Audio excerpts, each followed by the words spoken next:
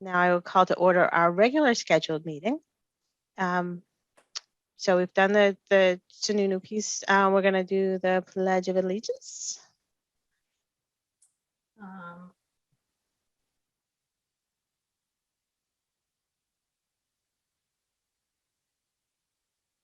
If you don't have, people could look at their own flags if you don't have one.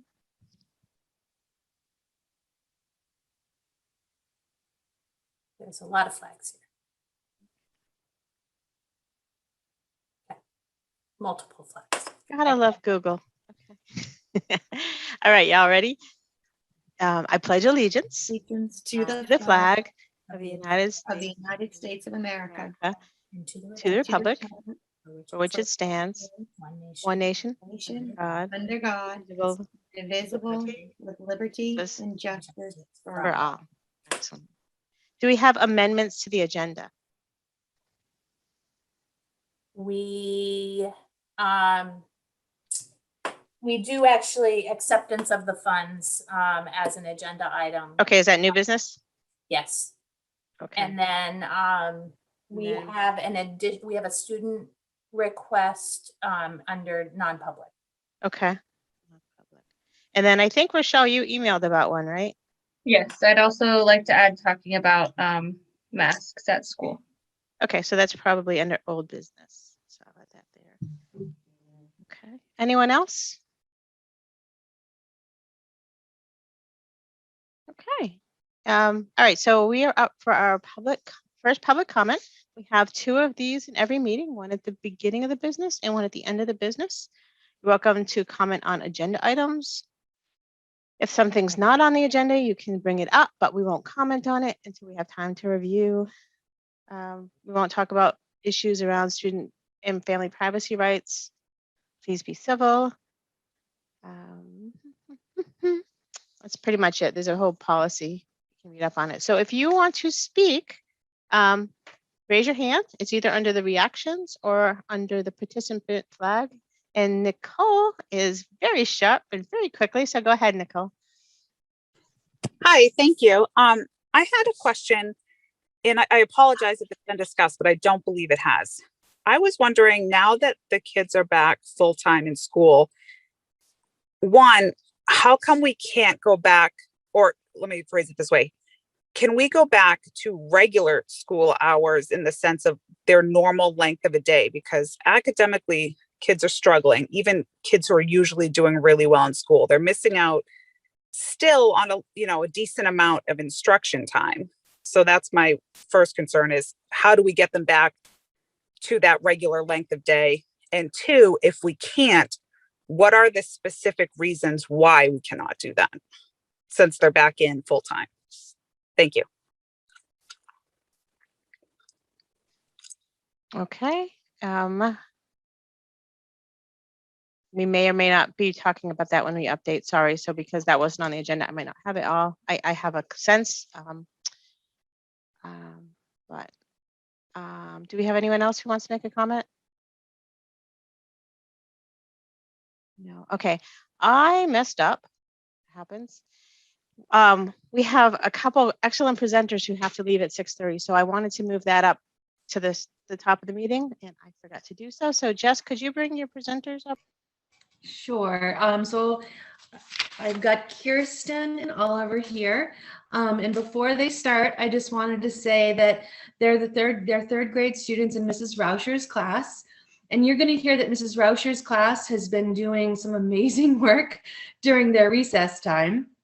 I originally was going to ask them to read their class persuasive writing assignments, but we all felt that their short presentation would not only speak to their persuasive verbal and writing skills, but would also speak to their service to the community. Please know that these 2 outstanding students represent a whole class of students. And so Kirsten and Oliver, could you unmute and let me know once you've unmuted? I'm unmuted. Thank you, Kirsten. Oliver, did you unmute? Yep. Okay, Kirsten, are you ready to go? Yep. Oliver, are you ready to go? Yep. Hey, take it away. I'm done. Students in our class saw trash on our playground. More and more of us started to pitch in and clean it all up. The earth can't help clean itself, so we help a lot. I also clean around my house and in the woods. So every week there is more and more trash on the playground. So we keep cleaning it up during our recess. Some kids play during recess, but most kids in our class would rather clean our playground. When it was all clean, when we couldn't pick up more, I wrote to Miss Potter. Here is what I said. Dear Miss Potter and Miss Cornwell, Miss Rasher's class has been taking care of our playground by picking up the trash, and we have been wondering if we could go outside the fence where there is a lot of trash and where we aren't allowed to go and pick up some trash because there's a bunch. Sincerely, Miss Rasher's class. Miss Potter saw poison ivy and pricklers, so she said we could design something like a claw or something instead of going behind the fence. So I held a meeting by the bench at recess, and we decided on some things to use to pick up the trash instead of going behind the fence. This is what we wrote to Miss Potter. Dear Miss Potter and Miss Cornwell, here are some things we might need. At least 2 long claws, 2-3 fishing nets, definitely a step stool, maybe some duct tape. If you can find it, a wooden pitchfork. Miss Rauscher thought if we all wear jeans, if that would make a difference, and not be able to feel the prickers. Miss Rauscher's class. We are working with Miss Potter to buy the items and materials to do it. We wrote to Miss Potter because we learned about persuasive writing and because we want to take care of the earth. That's it.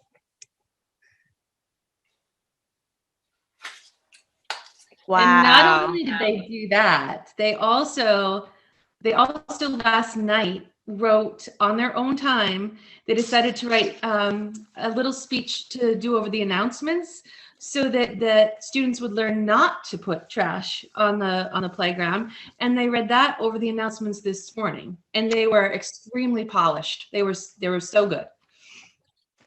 Wow. Wow, wow, wow. I am so impressed that you have, for so many things, I'm so impressed that you have helped keep Centerwoods beautiful. So thank you. And I'm really impressed at your writing style. That's just really impressive. I do have a question. Do you have the supplies you need? Jess? No? Not Okay, yet. not yet? Answer. Yeah. So you still need a big claw and you need some duct tape? No? We don't need duct tape. Okay. You need fishing rods? No. Oliver, you had some things that you need, right? Yeah. Why don't you tell her what they are? A wooden pit. Asking you what items. Speak up. 2 long claws. 2 long claws, Long claws. Fishing nets. 2 fishing nets, Okay. Speak up. and maybe a wooden pitchfork. And a pitchfork. Okay. I bet you we can make that happen. So we met today and we did order a long claw, and we were able to find a step stool. Kirsten and Oliver, remind me. Oh, and instead of a net, what are we using instead of a net? A bucket, like a waste bucket. Okay. Very The smart. only thing is we're going to try this, and if it's not long enough, we may need other things. Okay. Let me know. We have a barn full of stuff. Any other board members want to say anything?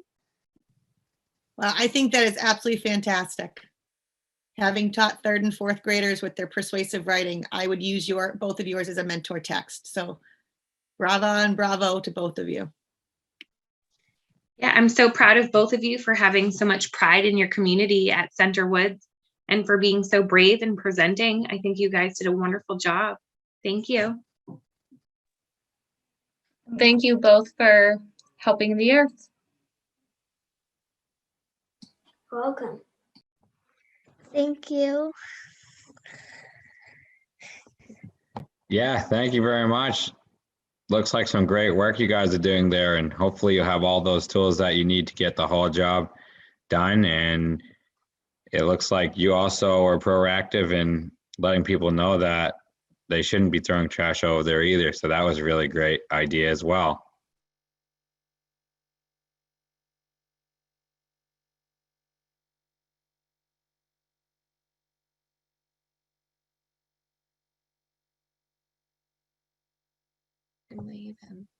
Thank you. Thank you.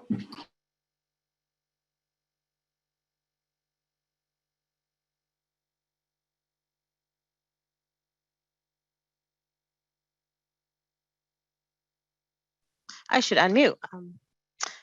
Do I have a motion to accept the minutes? I'll make a motion to accept the minutes. Do I have a second? I'll second that. Okay. Do we have any additions, changes to any of the minutes?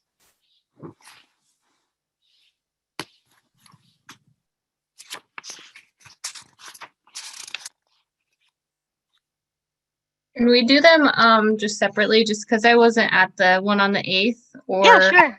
and I was only at part of the training. Okay, that's sure. We can do that. I just don't want to vote for this because I have no idea. If Yeah, they're right. of course. That's fair. Okay, so let's Christine, do you want to split your motion into 3 motions? Sure. I can't pull up the drive, so I don't know the dates right now. Yeah, so it's the training on the 23rd, the board meeting on the 23rd, and then the emergency meeting on April 8th. And we didn't have any notes from the training, correct? No, it's just It's just the short board meeting. saying that, yeah. Okay, so Well, I'll make a motion to accept the minutes from March 23rd board meeting, please. Okay. And we had a second. I think we need to do 3 because of the training actually has a small section to it, Okay. the minutes, but if you split yours into 3, just, and then who was that? Sarah? Yeah. Yeah, you seconded it. Then I'll do the 3 votes. So so the roll call vote to approve the school board training minutes. Christine? Yes. Daniel? Yes. Sarah? Yes. Rochelle? Abstain. Abstain, and Wendy, yes. Okay, so the Weare school board meeting, Christine? Yes. Daniel? Yeah. Sarah? Yes. Rochelle? Yes. Wendy, yes. And then the April 8th school board meeting, Christine? Yes. Daniel? Yeah. Sarah? Yes. Rochelle? Abstain. Abstain, and Wendy, yes. Okay. All right, under communications, I know we had an email from Holly Shelley. Is there anything else, Jackie? I was not copied on anything else. Oh, okay. Sorry, I will send you it for your minutes. I was copied on. On Holly's, the okay. from Holly, Okay. yes. All right. Anybody else on the board have anything that needs to be added in as communications? Not communications, but in regards to the public comment a little while ago, is that something that we're going to put on a future agenda or address? Yeah, I was going to ask when we get into the first day of school. Okay. We might talk about it. I think it's due to we have a bunch of logistical issues getting people to. Okay, thank you. But yeah, we should. Anyone else for communications? Okay, person scheduled to appear before the board. PTO here? They are, okay. I believe I saw Tanya's name. Let's see. Yeah, were you at the meeting yesterday? Yes. Yeah. she's- Okay. she's- Hi, I'm here. Can There you she is. guys hear me? Hey. Sorry, I'm driving. Yes, we had a PTO meeting yesterday. We are planning a golf tournament in July that is being planned by Rachel Freyhurst. So we're hoping to use some of that money to offset the cost of field trip. And then we also have Teacher Appreciation Week coming up. So we are looking for monetary donations from families so that we can purchase individually wrapped treats and things like that instead of having donations come into the school. And I think that's all we have. Thank you, and thanks for coming. Okay, so committee reports, curriculum. Michelle and Sarah, did you have a meeting this month? The meeting is tomorrow. Oh, okay, good. Policy, yes, we have some policies later in this meeting, and then we have more next month. Facilities, Michelle. I'll speak on this. So we've met twice since the last meeting because of the timing with the vote last month. And so the first one, we did a meeting starting the discussion around Centerwood's capital improvement plan. So we're trying to make those meetings move towards the goal of having a solid capital improvement plan and putting everything down on paper. And so that will actually circle around a little bit in our conversation when I get to the reconciliation. And then we did the same with the second meeting, but for Weare Middle School. Only that one was not well attended, so it was pretty short. So we hope to revisit that in future meetings.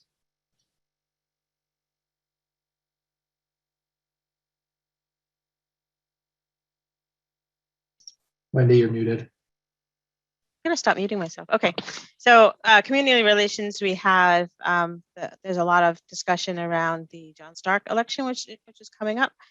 We also have started ask a school board member a question. So on May 6th and May 7th, you have an opportunity to call in and ask any school board member who happens to be there from the SAU questions. How you access it will be on the SAU page. Let's see, Daniel. What time is that at? There's one that's a morning and one that's an evening. So let me bring up my email so I'll get it right. Friday is at 10 a.m. Friday, May 7th. Thursday, May 6th is at 6:30 p.m. I can get Patty to send y'all invites. Please, thank you. Yep. Good. Daniel, how's transportation? I was looking actually to see, I either missed it or I didn't see anything scheduled for it. So I'm not sure if I just need to, I only saw like a list of which had a bunch of the other different groups, but I didn't see that one for some. Yeah, transportation Probably- typically, go ahead, sorry. Probably didn't miss it because I didn't have any meetings last year. Yeah, they don't tend to have meetings. They tend to have reactionary meetings, like if there's something going on, but so no news is good news. One of the things we've talked about for the future is to do that transportation study. And if we engage in that, they'll be in the regular meetings, but this year didn't seem like the right year for that. Yeah. So kindergarten, Sarah, has anything happened there? No, but I can speak to it if you don't mind. Yeah, sure. So my next stop is to connect with Sarah. So what I've done since our last meeting is review all of the work that was done in the last couple of years.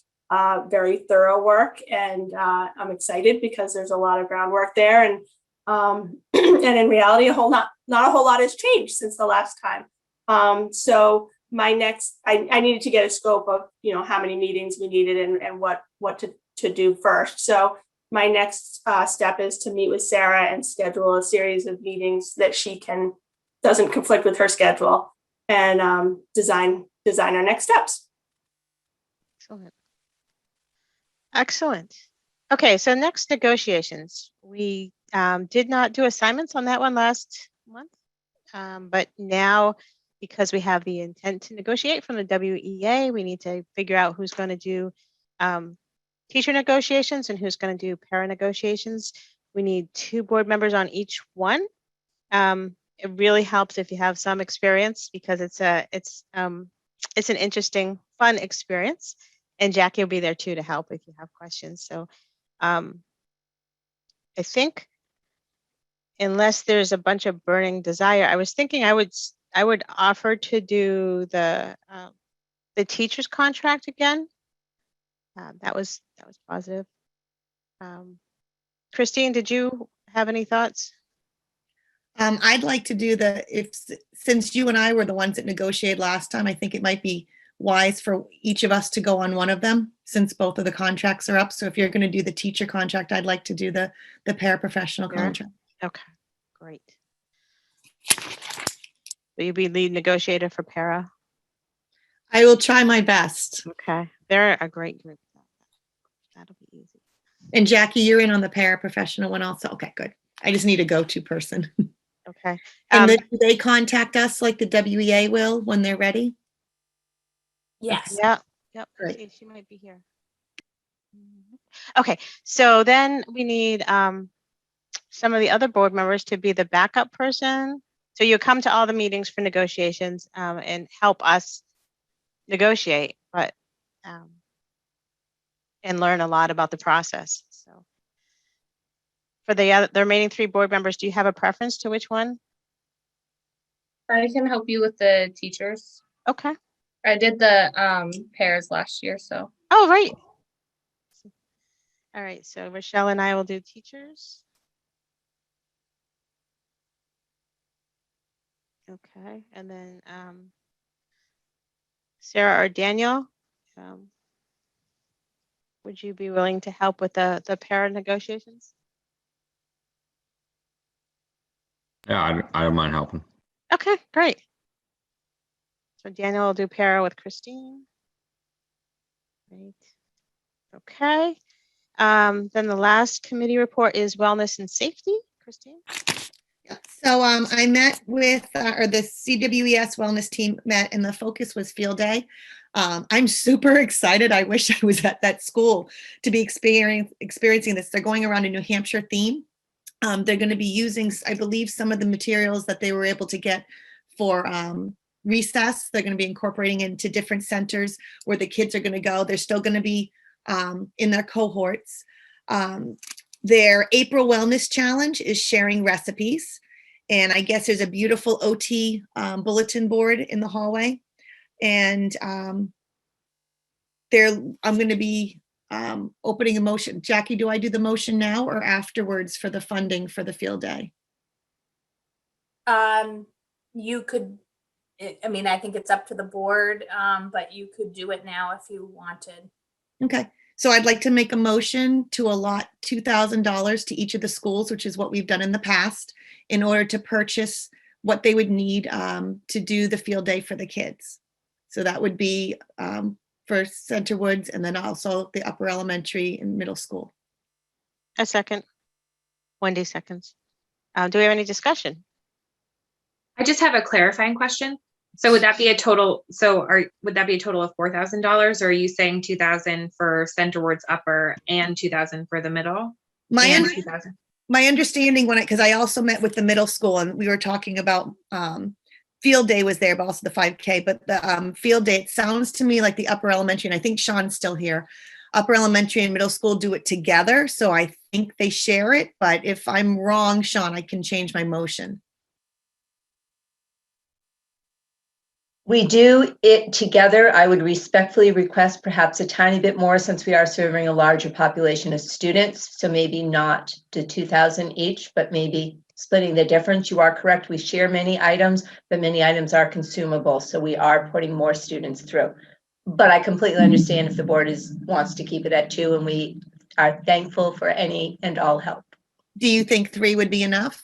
That would be lovely if that's what we could encumber for the 2 schools in the 1 building. That would be fantastic. Thank you for that consideration.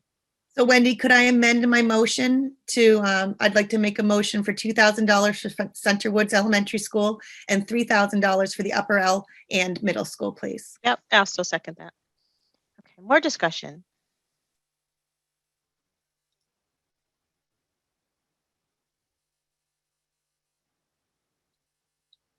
Okay, so roll call vote to accept accept offering the money to the schools for the wellness days. Christine, Yes. Sarah, Yes. Michelle, Yes. Daniel,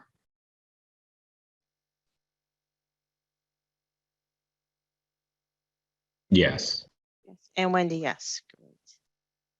And related to that, is that the day that you're doing the 5K? That on that day? The 5K is different. The Okay. field day, they're looking at the middle school for June 17th. I guess at the elementary, I think they're looking for June 2nd, 3rd, or 4th. I don't know if they're spreading it out per grade level. But the 5K at the middle school is actually going to be May 21st at 4 p.m., getting the bibs at 3.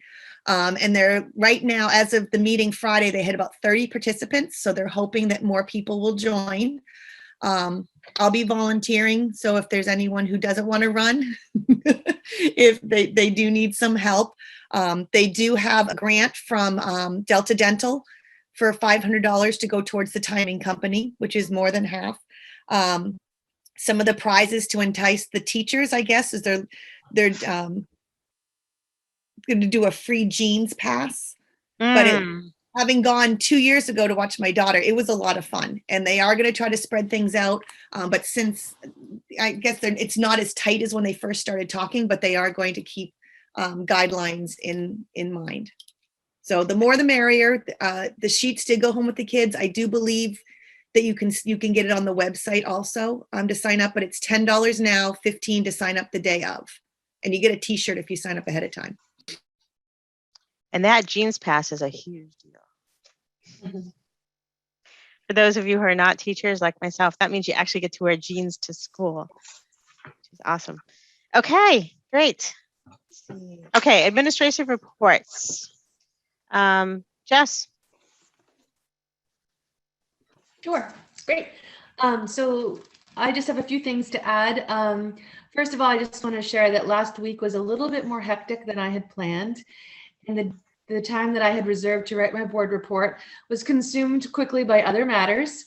And so one of the things that makes a strong team is the ability to be able to fall and ask another teammate for help. So I just would like to thank Jackie Cornwell, sorry, and also Jackie Coe, of course, but Jackie Cornwell for really stepping up. And she actually wrote the board report this month because that was one thing that I had to take off my plate. So I really would like to appreciate that.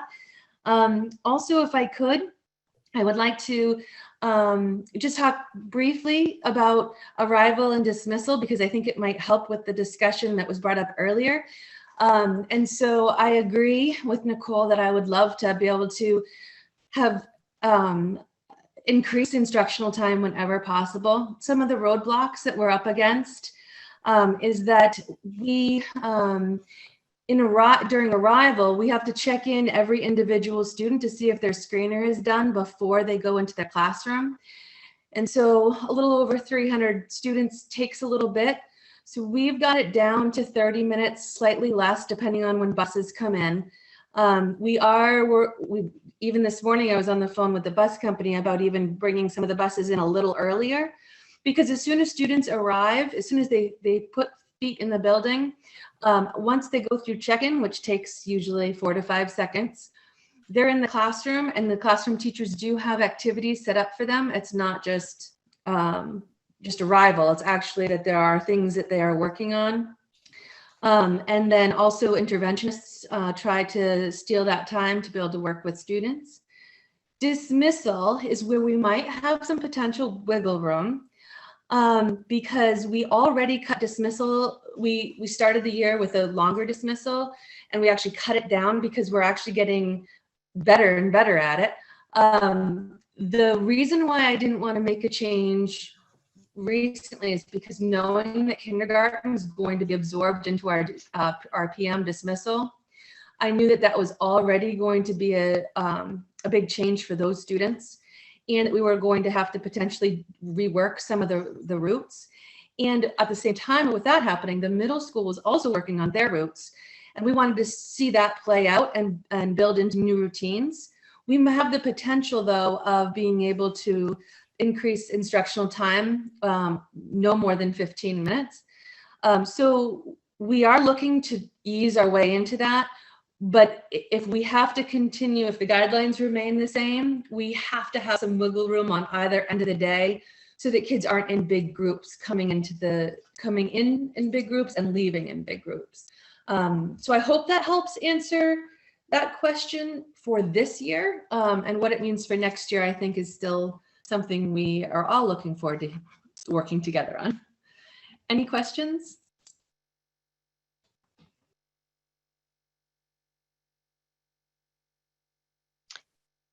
Any board members have questions?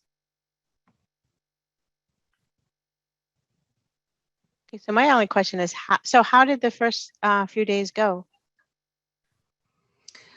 There were bumps. Yeah, Bumps? there were some big bumps. We have the students that require transportation are not conveniently located in the same area of town. And so, and the schedule may change each day depending on the routine. So we're working through that. And I must say that the bus company has been, yesterday I called them and said, we have to have another bus because the route can't take 2 hours. And they were able to work and get me another bus today. Of course, that also was hard for parents because they got used to a schedule yesterday and it changed today. So I know that our dismissals are a little still we're working through with the kindergarten, but each day we're getting better. And I just, it's a lot. It was a little bit more work than I anticipated, to be honest, even though it's just one class. So my hat goes off to Sean, and knowing what she must have gone through, because I have a portion of what she had to do. But having the kids here 5 days a week, we're going to see that consistency. And I was really happy to work with a strong kindergarten team who was able to accommodate almost all of the parents' wishes in the schedule. So we're working through it. Right. Yes, can I just clarify, the transportation hiccup was the middle of the day run? Yes. Yep. Yep. It's the students that are not absorbed into our regular arrival and dismissal. Gotcha. Thank you. Sean. I'd just like to update you on a few things that were not in my board report. One is both our boys and girls had their first games today, boys baseball, girls softball. We came out victorious in both of those. Our boys won 2-0, played really well. Our pitching by Mr. Philibert was amazing. And our girls actually won 20-1. So some amazing games going on, and we are thrilled that we have been able to go back to a bit of a more traditional season. And my hat's off to Kristen Lundeen, because we had some transportation issues and we've really had some creative ways of solving that so we could continue with this season. So I'm thrilled with that. I heard the 5K mentioned. I do also want to tell you that t-shirt will be 2 designs from 2 of our students. So maybe I can get a mock-up of that to show you even before it comes out. They are absolutely amazing. I'd also like to thank John Stark for helping us both with transportation of our athletes, but also with collaborating with us over our 8th grade promotion dance. So we are incredibly excited that will actually occur for our 8th graders at John Stark under the tent that's already being rented for their prom. And they're even going to share, we're going to combine our decorations so that we come collaboratively together with the prom committee and the paraeducator in our building, Erin Barrio, who tends to lead this drive for our 8th grade promotion dance. So it's so exciting. And I think our kids, once they get word of how incredibly this is going to be to actually have your promotion dance at the high school, there's just a beautiful like juxtaposition of them actually promoting up to that school and their dance being there. So those are some wonderful things. I know it was a relatively long school board report, but what we were trying to do is give you a flavor of what it might be like if you were to actually walk through our building. So that's why there were so many pictures, you know, that trying to just again give you a taste of what a visit might be into our building and all the fantastic things you would see going on. I will, if the board wants at this time, to just reiterate some of what Jess said about our staggered and arrival and dismissal. Particularly in our arrival time, our teachers always have either bell ringers or some other activity that students are participating in as they come in. Our dismissal, we've actually gotten down to 20 minutes. We have bumped our dismissal a little bit, so we're not starting to 1:35. So we are trying to utilize as much of that instructional day as possible. And as Jess said, in our building too, some of our students have been given almost a specialized schedule in that we're asking them to be in the very first arrival, even if they're not alphabetically, so we can start some instruction in small group or one-on-one with those. And the same thing at the end of the day. We have some parents not coming to after the very last dismissal to lengthen that instructional day for some of our small group and one-on-one instruction. We did, when we were making plans for our 5-day opening, I did have some long dialogues with the bus company about what it could look like if we tried to do that full day without staggered arrival dismissal. We even did a car count to see how many cars would try and line up to drop off if we were coming at the same time. And for a couple of those reasons, it was not at the time something that we could move forward with. We would every morning have cars well out onto 114 if we were doing a 1 drop off. And so I know we don't like to look at logistics over education, but that's why we're trying to utilize that drop off and pickup time as best as we can to also meet educational goals with our students. And that's what I have for you. So how was your first couple of days? Actually, our first couple of days went fairly well. We were still worried about drop off because so many parents have agreed to transport, which is lovely to help with our busing. But we were still worried about how many cars would be and whether we were allocating enough time. It went very well. Couple little hiccups in the schedule. Not to belabor the point, but I do have to also give kudos to some of our kids. We had students, I even had a 4th grader who had never been in our building, who came on Monday with a smile on her face, walked up to me because I was greeting in the hall and said like, "Hi, it's my first day. I don't know where to go." I was like, "Okay, we'll help you, no worries." I had other Learn at Home students returning to us, either having never been with us or only been with us since fall, not since fall, coming in, and immediately other students saying, "Oh, where are they trying to get to, Mrs. Hilliard? I'll take them. I'll bring them to class. No worries." It was one of those moments that just that sort of pride in our student population in our school. So I was smiling actually a lot more than I expected, and our barriers were very small, and we've started to work on them. And I truly believe that by the end of this week, those tiny little problems with the schedule will be completely resolved. Great. Questions for Sean? I have a question that I wish I had thought of on the April 8th meeting. Just with the way you set up the Learn at Home cohort and I was wondering what provisions you guys have put in place for students who have to quarantine. So full, like in-person students who are out quarantining, how are they accessing? So we've had actually 3 different responses to that exact situation. If it's in our middle school, in 7th and 8th, we can easily allow them to access as a Learn at Home student. It's really easy to sort of migrate them in and out because it's the same 4 teachers. And I can set aside, even now there's a block set aside in our schedule for those students. So I can kind of rotate someone in and out as that need arises. 6th grade, we have 6 teachers who teach in partners in 2 pods, and only one of those pods has a learn at home component. So it becomes a little more difficult. And we don't have that option in 4th and 5th at all within our own building, our own teaching staff. So what we did in response to that, knowing that that could be an issue, and this was with help, particularly with Natasha and Jackie, is we have one of our teachers who took a leave of absence this year. So she's a certified teacher, a certified special educator, that we then put in touch with those students and families who have to be on that quarantine, so that she is actually available to do some of that online teaching, that support. And she also coordinates with the actual classroom teachers.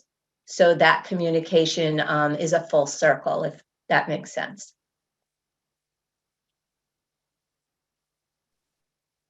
Thank So you. if that happens, does the school reach out to the family of the child who's quarantined, or do the parents need to initiate that? So because they have to fill out the health screening, we find out from the health screening that there's an issue. The initial contact is from the school nurse to follow up on what that issue might be. If it leads to that idea that they must quarantine, then we actually tell them that we're going to pass their child's name on to Alex Crocker-Duhamel. And then we also tell the teachers, we do use the words that it's an extended absence, because it could be for a reason other than quarantining, and we're not looking to have anyone have information they don't need. A child could have surgery and be out for an extended absence. And because we've put this in place, we can support any student who's out on an extended absence, no matter the reason. So we tell the teachers and Alex, there's an extended absence, and then we begin that support. So we do actually reach out to those families with that support. Thank you. Do you want me to answer that as well? I know it's Sean's turn, but. Yeah, sure. So we have to do something slightly different. We had somebody to be able to work with our school, but unfortunately they didn't stay on with us. So we worked with the team leaders to create a protocol that we could handle within our building and within our current staff. So because all of our teachers are teaching face-to-face all the time, they didn't have time in their day to always connect with all of the students the way that they would if it was remote learning. So what happens now, very similar to what Sean said, is that anybody who's going to be absent for 2 or more days is considered on an extended absence. No one knows why, but because we want to keep the confidentiality. And then what happens is that Nicole Malott, our receptionist, sends an email to the parent. It's a form letter from me that basically says that we're going to notify the teachers and the special ed department. It's just part of our protocol, just to make sure that the student is on an extended absence, and a teacher, the classroom teacher, will reach out to them within the next 24 hours, and that the parent is welcome to share whatever they're comfortable sharing, but they do not have to share the reason for the extended absence. And then I list the things that the parent can expect can happen during an extended absence. So we currently use Seesaw, and so the activities are posted on Seesaw. Teachers provide daily feedback to those activities, and that there's some communication with the student and the teacher every 24 hours. That can look different depending on what grade level, depending on what activities are going on. Some teachers have been able to very cleverly zoom in with the student during a group task so that the student doesn't miss out on that opportunity. So actually, I was in a classroom recently where a student was at home and they were working in a group with another student because they didn't want to miss out on their group project. It was a nice animal habitat project. And so they were able to keep the learning going forward. Some activities don't lend themselves that well to that. And by the way, we can actually do the same thing I just mentioned in reverse. So if a teacher is on extended absence, we can almost do the same thing where the teacher zooms into the classroom and is able to provide some instruction at times. So we've been pretty clever with how to make it work. And I will say that the parents have been very flexible and understanding and working with the teachers to give them more information than what we would be able to share with them. But that helped customize their learning while they were on a next absence. Excellent. Do we have any other questions for Sean, Jess?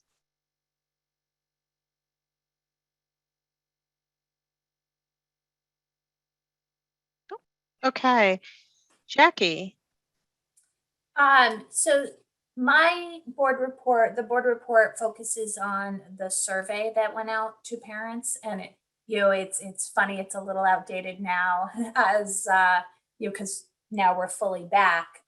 But what we are doing is digging into it. I've provided you with a family survey for each of the schools on the high level topics. And so as a team, we're digging into lessons learned, things we want to make sure we capture to move forward into next year, things that we want to rethink, even finishing out the rest of this year. But wanted to share out, overall, I think there's a lot to feel really good about. And then there's some things to work on, some of which got addressed on Monday when everyone came back. Questions for Jackie?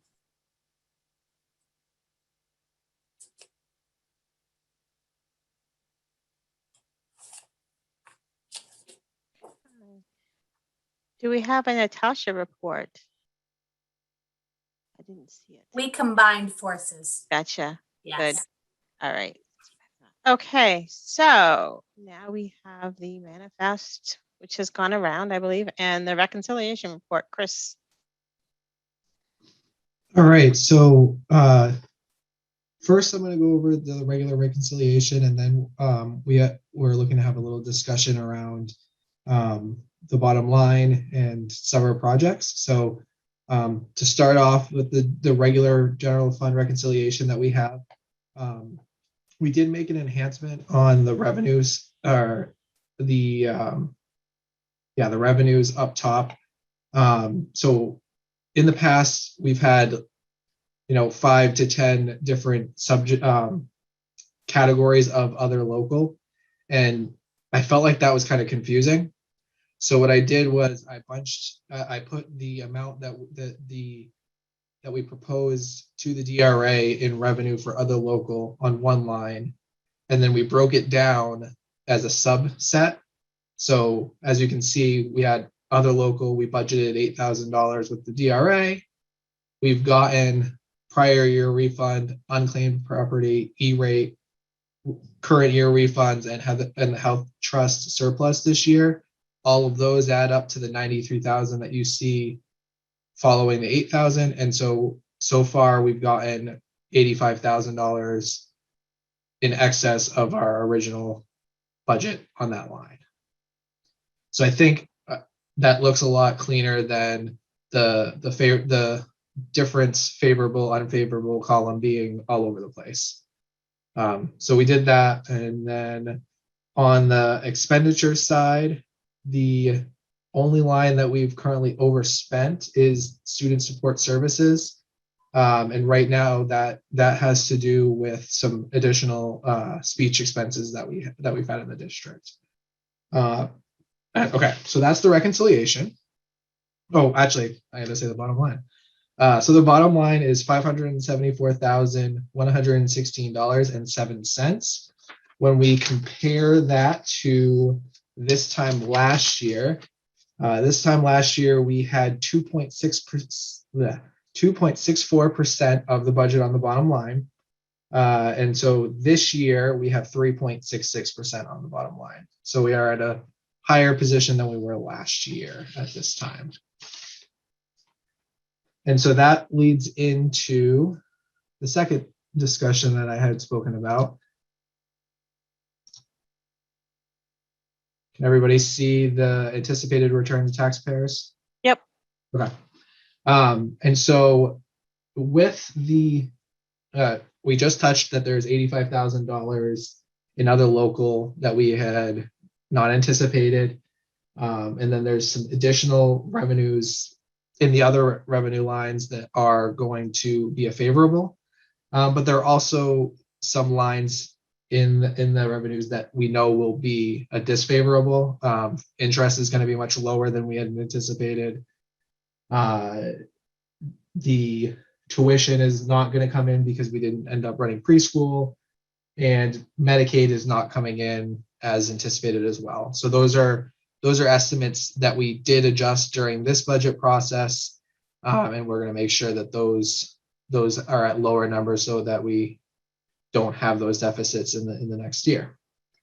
And then the bottom line, there's also a good amount, a healthy budget general fund balance on the expenditure side.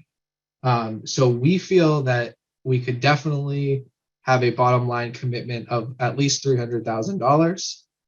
And so the discussion that we wanted to have was looking at proposal for summer projects. And so the summer projects that Jackie and I and administration from the buildings have discussed, and this is listed by priority, are wireless access points, a server for the Weare Middle School camera system, cleaning the ducts of the buildings. Paving is sorely needed at Center Woods. That we're working on quotes specifically on that. We've gotten quotes done in the last 5 years or so on the circle of where the buses drop off, and then another part of the staff parking lot.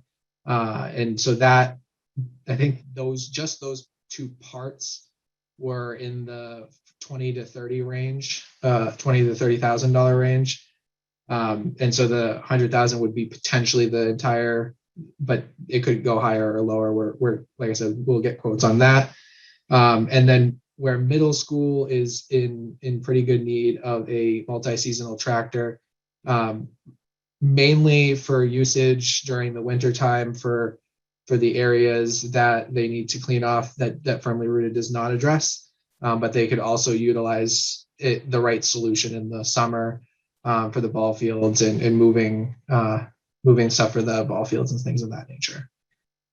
So we wanted to have this discussion before we did any kind of purchasing with regards to these projects, to gauge the board's interest.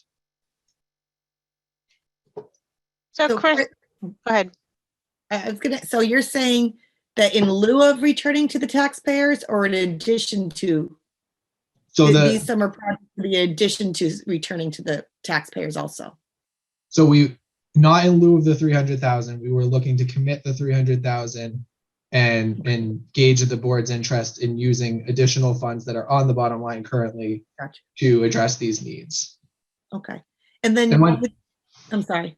Sorry, and one thing I didn't say is that the wireless access points are actually items that we removed during the budget process, because we had discussions that the bottom line was healthy. Because I'm actually, you said you listed it there in order of necessity or priority, because I'm kind of looking at cleaning the ducts. The ducts, especially right now, would be more of a priority, even though the other things are important, than a camera system server. And I know, the money is not even comparable, but also if you've ever had to pick up your child on an icy day at CWS, you know how bad that parking lot is, because where you have to come to a stop in the old days to pick up the kids, and then this year where you take the turn to go around, it's a total ice skating rink there.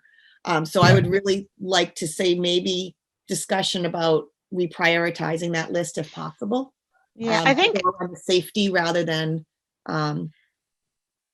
the only reason, just to address that, the only reason I put the access points up top was just because the technology is going end of life, and so in the next year we have to replace it. So if we don't do it this year, we'll have to do it next year. But honestly, I think everything in the list has a pretty high priority to what we need. I'd agree on that. Yeah, especially since so much of teaching is sort of tech related, we have to have access in the building, right? That's a must have. Now, is the camera system, is that the one to broadcast our meetings? No, it's the security camera. Security camera. Okay, that's clearly important given history of things that have happened, say on the skateboard park.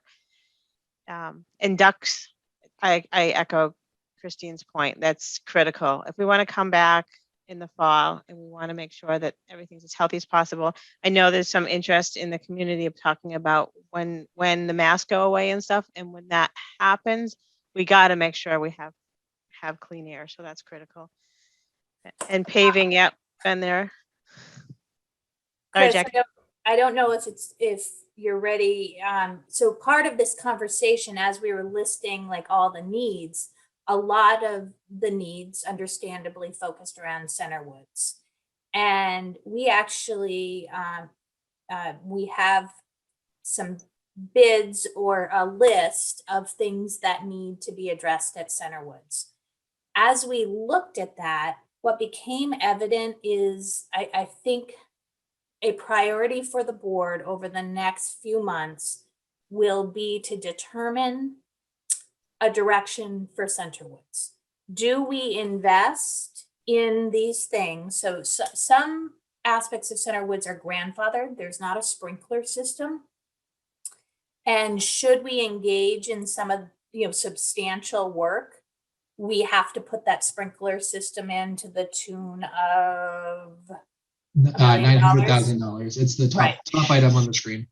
And so, do we just have to make a decision about what we're going to do with Center Woods.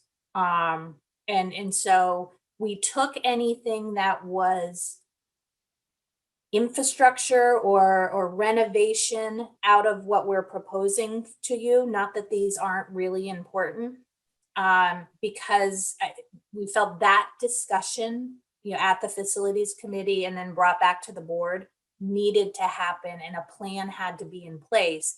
And then we could systematically work through these projects, if that's the direction you want to go. But there's substantial work, and we do have the funds. We got one-time funds last year that we have in an account to address some of these needs. But it would allow us to, again, create a plan on how we're going to address the issues that are there. So what Chris just proposed don't fit into those categories purposefully. So I'm guessing what you're hinting at is, do we spend $3.5 million to fix up Center Woods, or do we rebuild? And I don't have that would be the will of the community. Sure. And, but it's a discussion that has to be had. Certainly, if we're talking about $3.5 million just to patch the building versus new, that's a discussion we will have to have. Right. And just to say it, that conversation circles back around to the kindergarten conversation as well. Mm-hmm. Do we have room for additions on Center Woods? Yes. You do? But if we do an addition, do we have to put in the sprinkler system? Yes. Yes. And my question about the sprinkler system too, I don't know, I've been in the building many times, but I haven't looked at this particularly. Do you have connecting rooms that have a connecting door between them? Because I know legally they can't have locks on them if there aren't sprinklers in the rooms. So if there was a sprinkler system, would that allow those connecting doors to have a lock? Because I know, like with lockdowns, it's very difficult when you're in a classroom that has a connecting door. You have to depend upon the other classrooms being locked so that your classroom is safe. So would a sprinkler system allow for that to happen? I don't know the answer to that. Okay.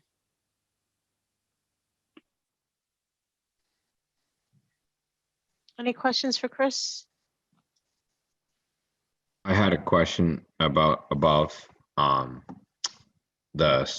the camera system and the wireless access points. Have they looked into any grants for that, especially anything to do with security? There's usually quite a bit out there for that. So if we do move forward, I would anticipate that we look at E-rate. That's an option that we've frequently looked at. I can have a discussion with Chris Auger, the lead technology person, to see if that has been anything else that he's seen come through. But we'll definitely make sure that we check that box. Okay, thank you. Thanks. Any other questions? Okay, Chris, for you, do you need a motion or is this just an FYI at this point? I think we would be looking for some guidance on the board on what if the numbers that are on the screen are what you are all comfortable with. If you would want to edit any of them. I do want to say out loud that the numbers that I have approximately do not add up to the 400,000. That's just to leave room for quotes coming in and to manage the process for these specific 5 items. So I think where the action could come is the board committing to a bottom line that we're gonna return to taxpayers. So whether that's 300,000, and then the board authorizing us to move forward with projects. Our intention are these projects up to $400,000. Or edit that if you want to. I have a question on where this money is coming from, because I see like the top one was removed from the budget. Are you trying to take that out of the money that's supposed to go back to the taxpayers? We went back in November and December and January when we were going through the budget process, we removed the access points from our proposal for next year. So now we're going into this knowing we got additional revenues that we weren't anticipating. And we have surplus, we have money we didn't spend in other budget lines. So your bottom line is very healthy right now. What districts have done in the past is your job as the board is to manage the bottom line and to decide how much you want to commit to give back to the taxpayers and how much you want to use on things that need to be done around the district. Okay.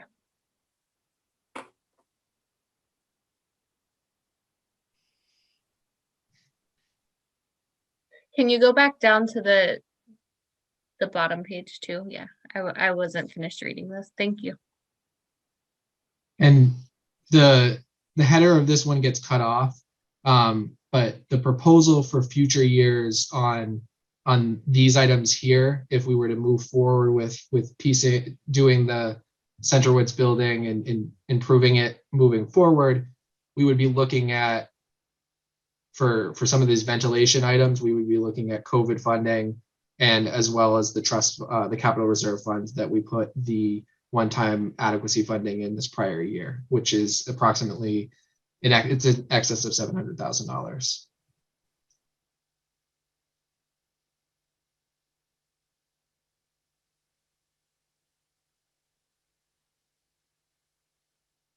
So can we use the COVID funding to do the ducts? If that was the will of the board, we could do that, yes. Because I do really think that's a priority, and if we can use that money, I think that would be the best route. Well, couldn't we use it for the wireless access points also because of needing to have that, the access for learn at home kids if teachers are teaching remotely from inside the school? So could that go under the COVID money also? You know what? I think almost all of this could go under, maybe not the tractor and the paving, but the other things could go under the ESSER funding. It's, as a board, are you looking to return $500,000, $300,000? And would you like to use some of the money that's on the bottom line to do some of these projects? Because we can still manage the ESSER funds. We have those for the next couple years. We obviously don't have this budget funding beyond June 30. What's the total amount that we can give back? Well, at this point in the year, the reconciliation, what was that number, Chris? 574 is on the expenditure bottom line. Right. And, you know, we're gonna spend some money between now and the end of the year.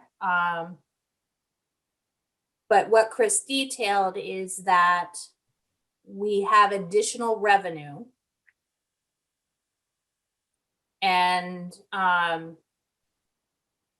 you know, we have some open positions that we didn't hire for, and we have, you know, other places in the budget, some things we spent, we use grant money for, we use the supplemental funding for, that took it out of our budget here. And so that's part of what makes the bottom line so high.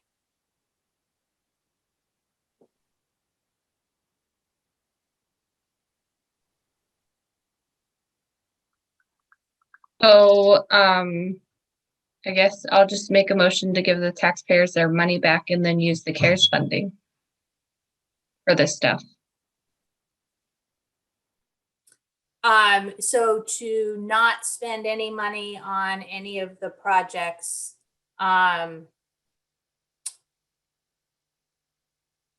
would be the motion, I think, to just use the CARES funding for what we need done. and so to not do the paving and to not do the tractor. I think the paving maybe should just be on hold until we figure out what we're even gonna do with the school. If we're gonna completely redo the school or if we're gonna just upgrade what needs done. I think maybe that should go together to, you know, we don't want to redo the paving and then have them, you know, demolish the school, rebuild it and have all those tractors and everything driving all over them. But Jackie, if we were talking about putting an addition on the school or anything like that, that would take a while to get to, wouldn't it? Yes. And I feel that paving, like I said, if you've dropped off a kid when there's any kind of ice, that is actually, it's when you take that turn and go down, it's a sheet of ice. And for buses, for cars to go down, I think that's more of an immediate need. And paving does need to be taken care of every chunk of years. Okay, so sorry, just point of order. So there's a motion. Is there a second? Then we can have a discussion. So your motion is to give all of the excess money back to the taxpayers. I second that. Okay, now we have discussion. So go ahead, Christine. Sorry, I just feel that I know that the tractor, I believe it has to do with plowing, and they did lose their snow blower this year. So would the tractor be helping out with that?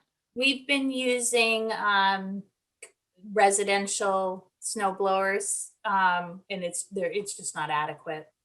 Yeah, and it's not, and it's, they did a fantastic job, but I would see them out there very early and really trying to push it with those to be able to get in by the time the teachers had to cross the parking lot. I feel that all those summer projects that you have there are all important.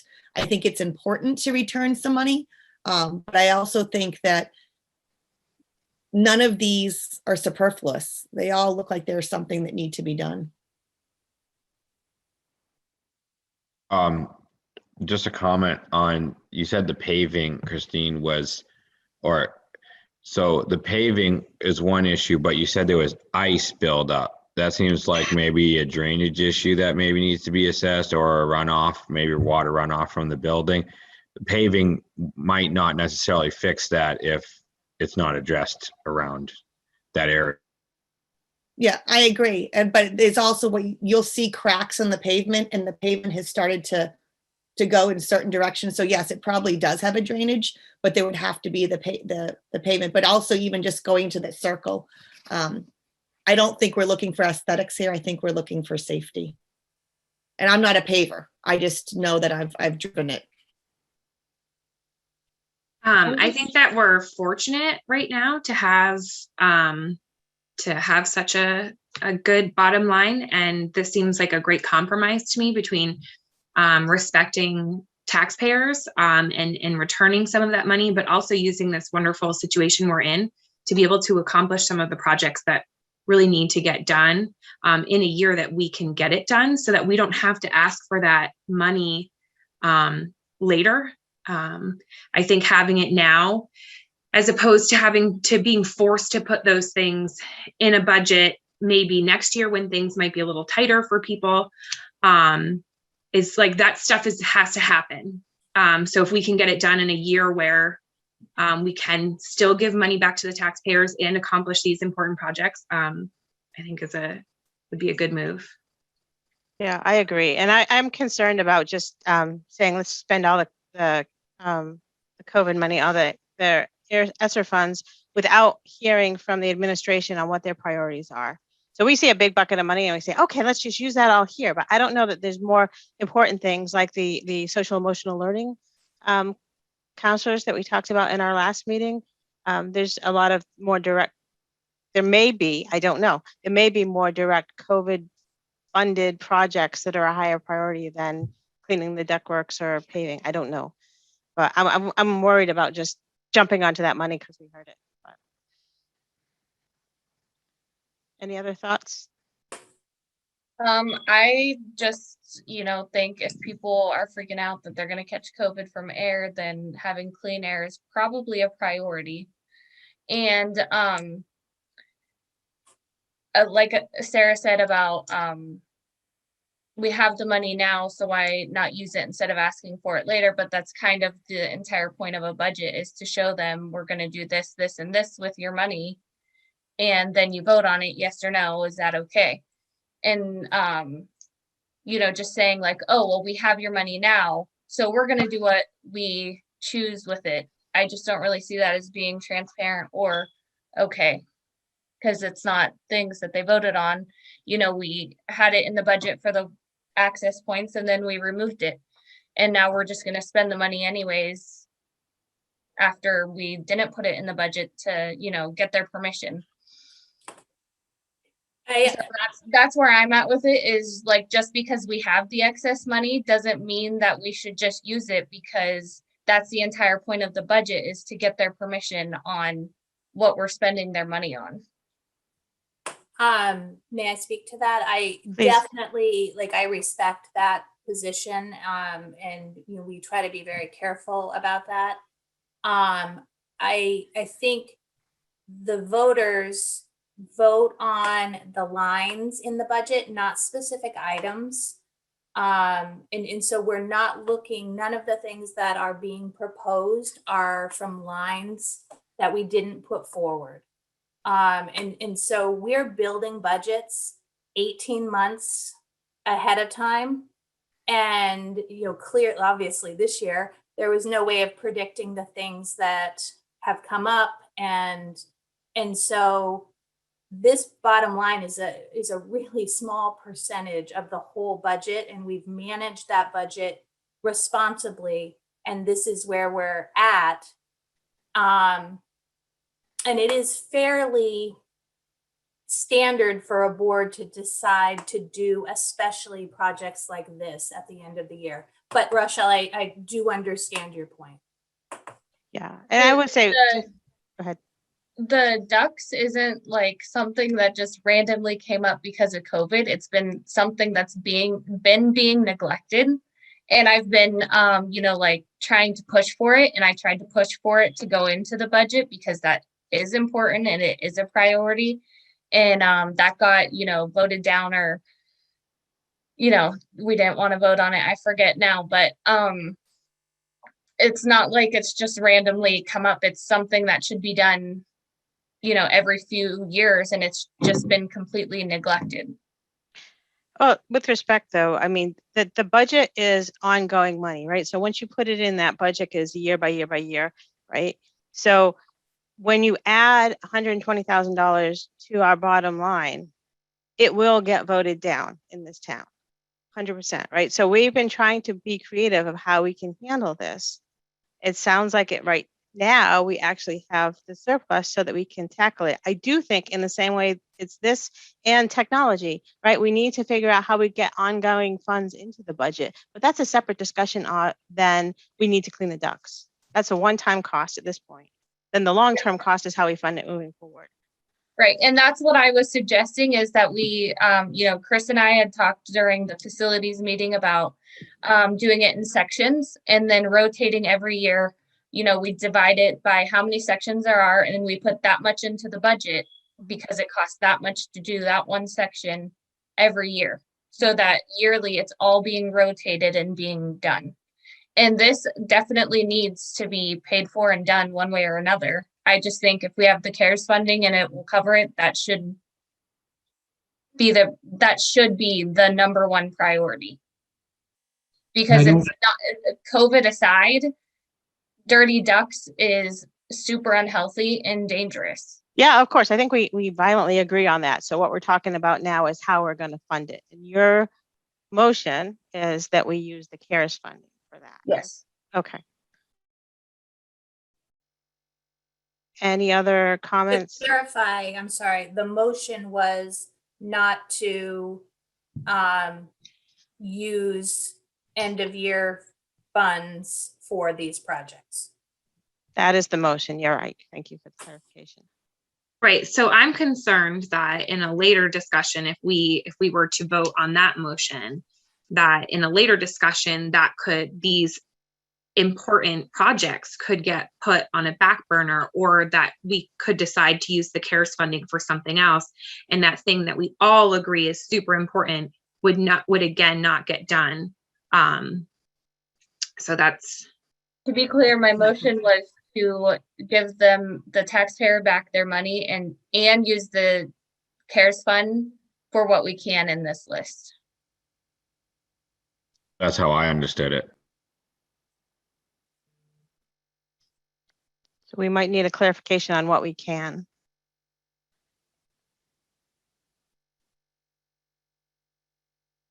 Okay. All right. So are we ready to vote? Rochelle? Yes. Christine? No. Daniel? Yes. Sarah? No. Wendy? No. So that does not pass. We give them their money. So When- do we have, Could I make a motion to Please. return $300,000 to the taxpayers and then fund the summer projects that we have here on the spreadsheet? okay. Do we have a second? I'll second. Okay. Sarah, read me. Go ahead. Okay. I second that. Do we have any more discussion? So we're going to pay with the taxpayers' money what we could use the CARES funds for. Is that right? I think we're agreeing to refund the taxpayers a sizable portion of money while agreeing to use excess funds that have already been budgeted for important projects, which allows us to use the CARES fund for other valuable things going on in school that aren't necessarily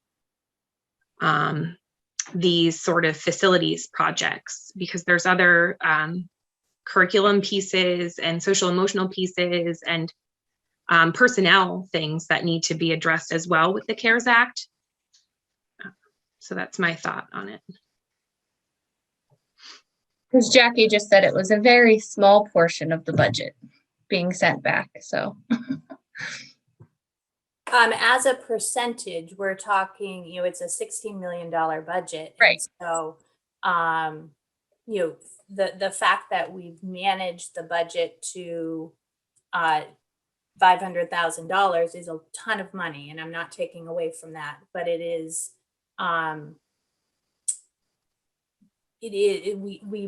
you manage a budget for 18 months out to get to this point, and you're not going to get it exact. I think the taxpayers, when we voted, we voted to agree I mean, we voted to approve that amount of money. So returning even a portion of it is a win-win situation. It's not like we're asking for more money in addition to the budget that's already been approved in order to do funds that are important for their health and safety of our children. I believe the taxpayers could also decide what is beneficial for the safety of our children as well. My point being is that if we have money that's available and we want to use it, the taxpayers probably should vote on those individual items, especially ones that cost this amount of money. And if we have the COVID or funds, if you want to put it that way, it really came down to everything basically on this list qualified for.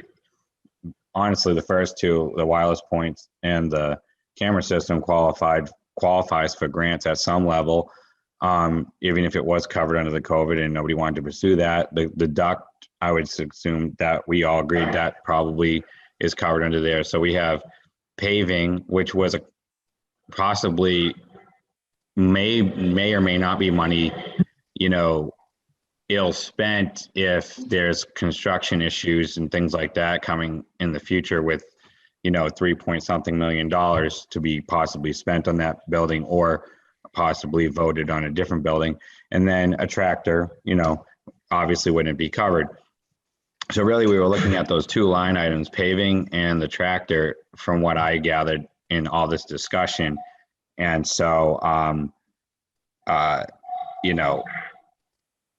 if it comes down to voting for those things, with all the parents that bring their kids to school and a tractor, I believe that honestly those things should go to be voted on by the taxpayers. It is a sizable chunk of money if it can't be covered under the COVID fund.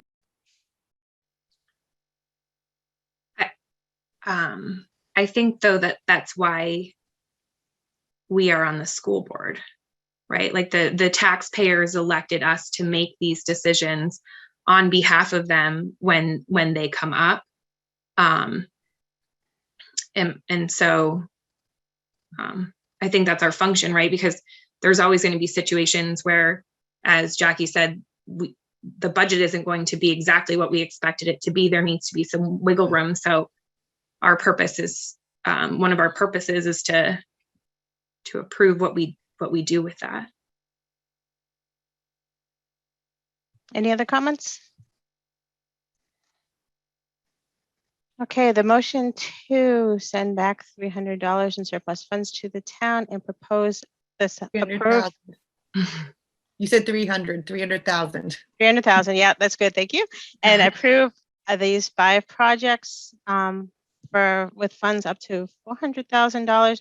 Obviously, that's not all coming from the bottom line because that math doesn't work, right? So assuming some of that money is coming from COVID funding and/or grants, that is the motion. Christine? Yes. Rochelle? No. Sarah? Yes. Daniel? No. Wendy? Yes. The motion passes. Okay. Our next topic is personnel. Sean, do you want to talk about your nominations?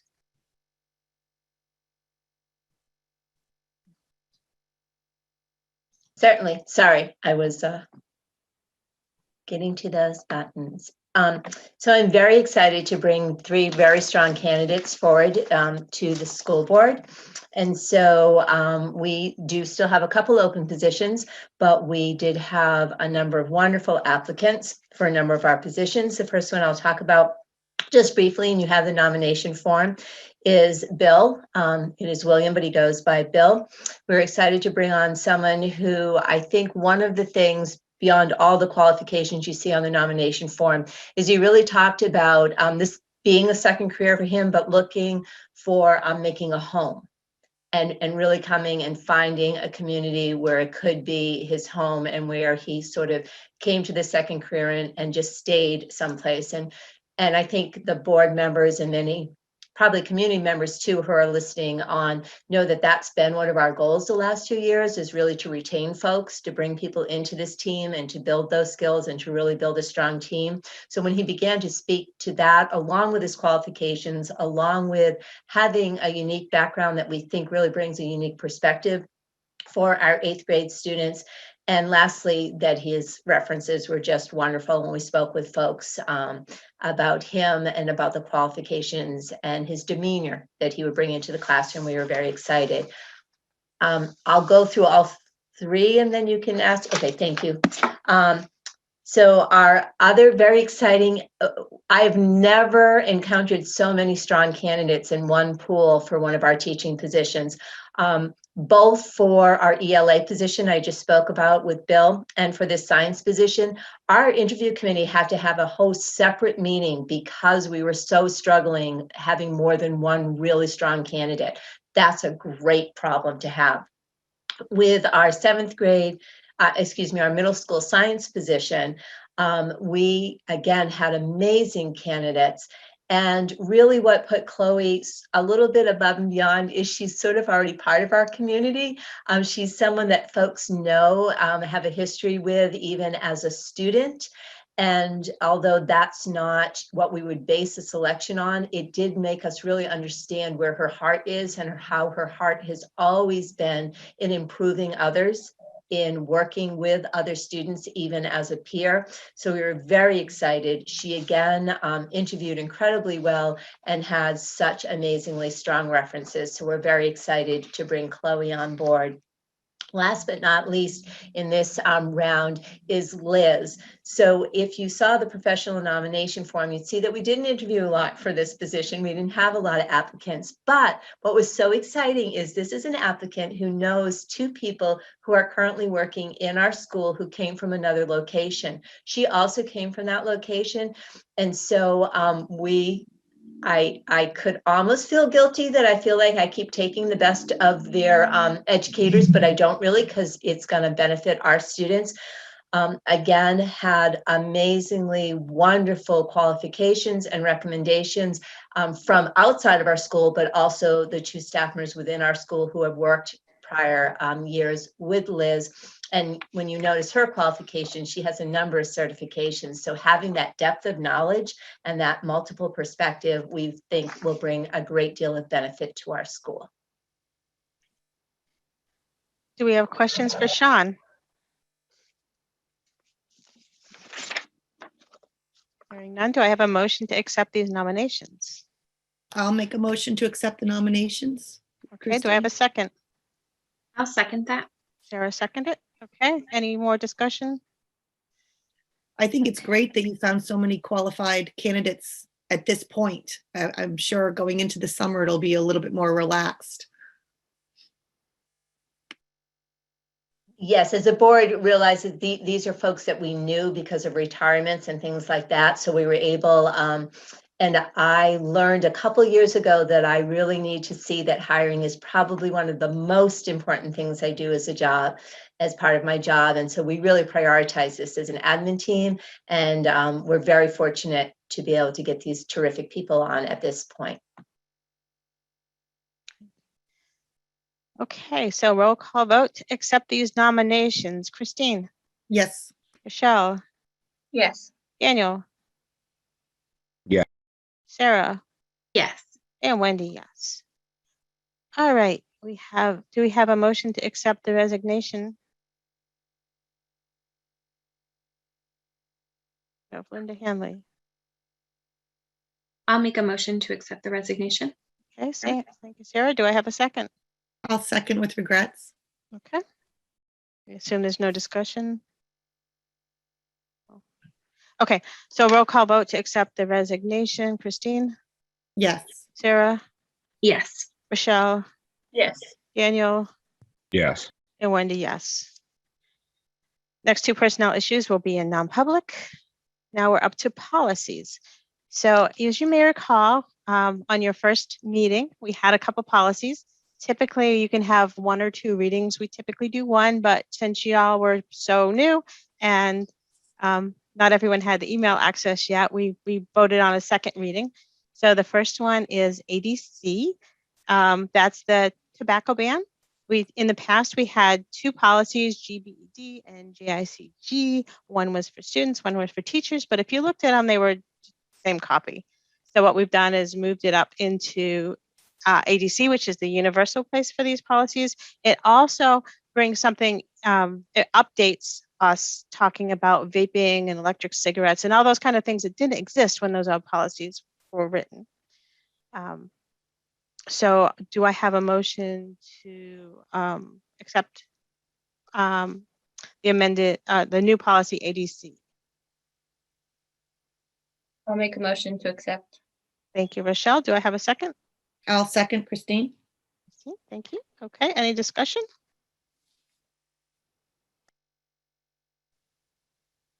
Okay, so a roll call vote to adopt policy ADC. Christine? Yes. Sarah? Yes. Rochelle? Yes. Daniel? Yes. And Wendy, yes. Since we accepted that, let's move on to the deleting policies JBED and CIJCJ. Those are the ones that are now replaced with ADC. So can I get a motion to delete those two policies? I'll make that motion. Thank you. That was Rochelle. Do I have a second? I'll second. Okay. So roll call vote to delete those policies. Rochelle? Yes. Daniel? Yes. Christine? Yes. Sarah? Yes. And Wendy, yes. Okay. The other second reading, I believe, is DAF. That is a state mandated policy that we have to have if we want to accept federal grants.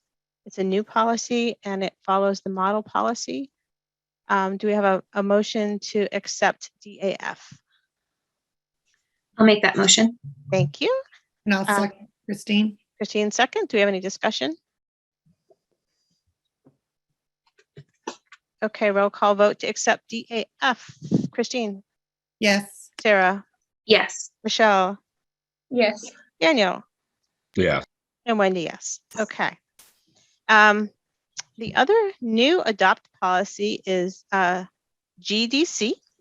And basically what that says, it's an optional policy, but basically what it says is teachers can't get paid to tutor their students. And the belief in that policy is they're already being paid to teach their students, right? So, and there's if you actually look at the policy, let me bring it up.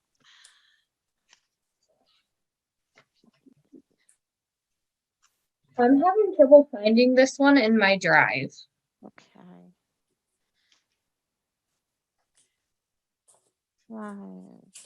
Weare school district? Back. Oh yeah, GCRD. Bring it up. It's 10C under the April, Right. like under today's. Correct. It's a pretty short policy. It says no teacher may receive pay for tutoring one of his or her pupils. The teacher should also avoid tutoring a student from his or her building. All questions regarding tutoring should be referred to the teacher's building principal. The above does not apply to school programs assigned by the school administration.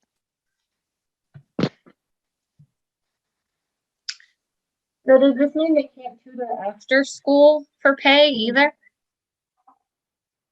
Correct. Is this like mandated from the state, or is it? No, it's it is a conflict of interest to tutor your own students for pay. I just have a question, I guess, that expands upon Rochelle's. So, like, I know we offer academic support on Thursdays after school, which is beyond contracted hours. And so, and teachers get paid like the hourly rate to do that. Would this prevent that from happening? Because that's a school program. The conflict comes with, you know, if I'm having trouble in chemistry and then I have to pay my teacher to tutor chemistry, you know, that isn't right. Okay.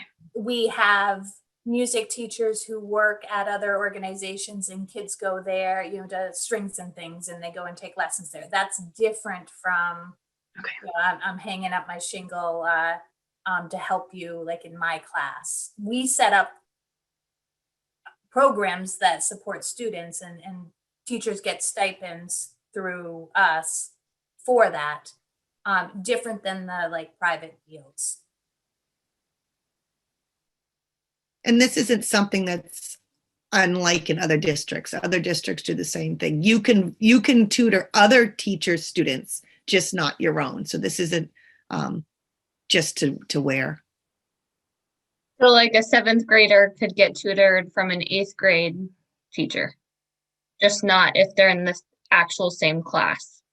I would caution that that is a bad idea within the same school, but it would not be according to this policy, it would not violate the policy.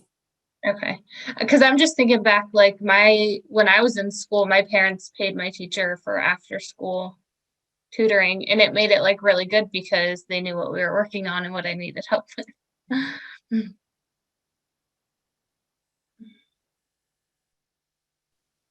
Is there a current conflict with this type of issue, or is it just preventative?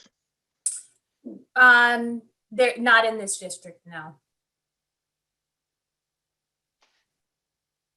So what supports are offered at the elementary school and middle school level that would be in lieu of a student getting tutored from their teacher? We actually have tutoring, and I can let Sean talk to this a little bit more, but we have tutoring that happens, and students who stay after can get, you know, specific support. They work with actually the Boys and Girls Club to coordinate some of that. And, you know, that's been ongoing for a few years now. Sean, do you have anything to add to that? The only thing that I would add is when we go, we're in a more typical year, and when we return to a more typical year, we also offer what we call a flex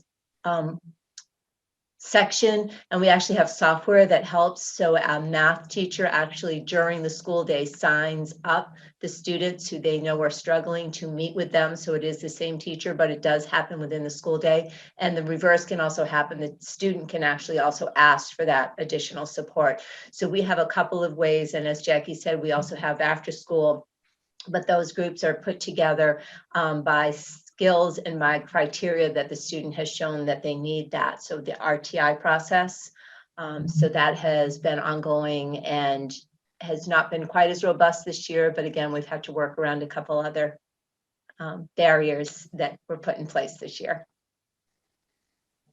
So you said the students can request it. So I'm assuming the parents can also call in and request it the same? Flex support? Yeah.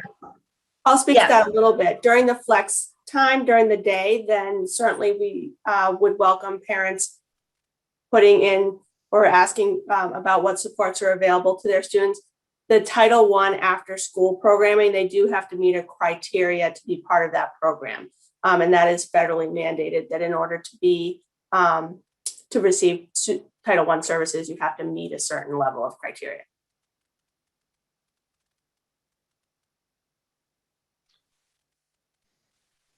Okay, so did I have a motion to approve GDC? Also move. Okay, do I have a second? I'll second. Okay, any more discussion? I'm just like trying to figure out what the harm is if a parent wants to hire a teacher to tutor their kids. And I'm not like trying to be difficult. I'm just trying to really figure out why. Because it's a conflict of interest. I just don't understand why you think why is it a conflict? Because it's just a parent, it's between a parent, a teacher, and a student. I think the idea is that we should be meeting the needs within the school day. or within the school programming. It I was- could, it, you know, and, you know, somebody could have a side business, you know, going on with tutoring. It could get out of hand. You know, our teachers don't do that. But it could get out of hand, and you're not supposed to monetarily benefit from your students. Failure. Right. If they're not that, Sorry. and so this just clarifies. I think it is actually embedded in the code of conduct, but this makes it explicit. So it's, I think it would already, even if you decided you didn't want to pass this, it would already be something that isn't allowed through the state code of conduct for teachers. Right. So like it would be strange for me to have a student who's not passing my class and then charge mom and dad $40 a week to help him or her one-on-one, which Yeah, feels and- tricky. Yeah, I also wonder if that makes it look like, so my kid wasn't passing, so I paid you $40 and now they passed. So did you actually tutor them, or did I bribe you to pass my kid? And not that would never happen in our district, but it has that air about it, I guess. Jackie, is there someone in each of the schools that parents could call if they are interested in their child getting some extra tutoring for anything? So they will take that component of talking to the teacher, because I know we've been encouraged not to suggest tutoring, because if we do, then it's the school district's responsibility to do. But if a parent reaches out, like we have our reading specialist kind of takes care of the tutoring list, and you can just put, as a teacher, you can put yourself on that list, and then the reading specialist will pair you up. So there isn't a conflict of interest. Is there someone at the schools available for that? Sean, this is more applicable, I think, at the middle school, but Jess or Sean?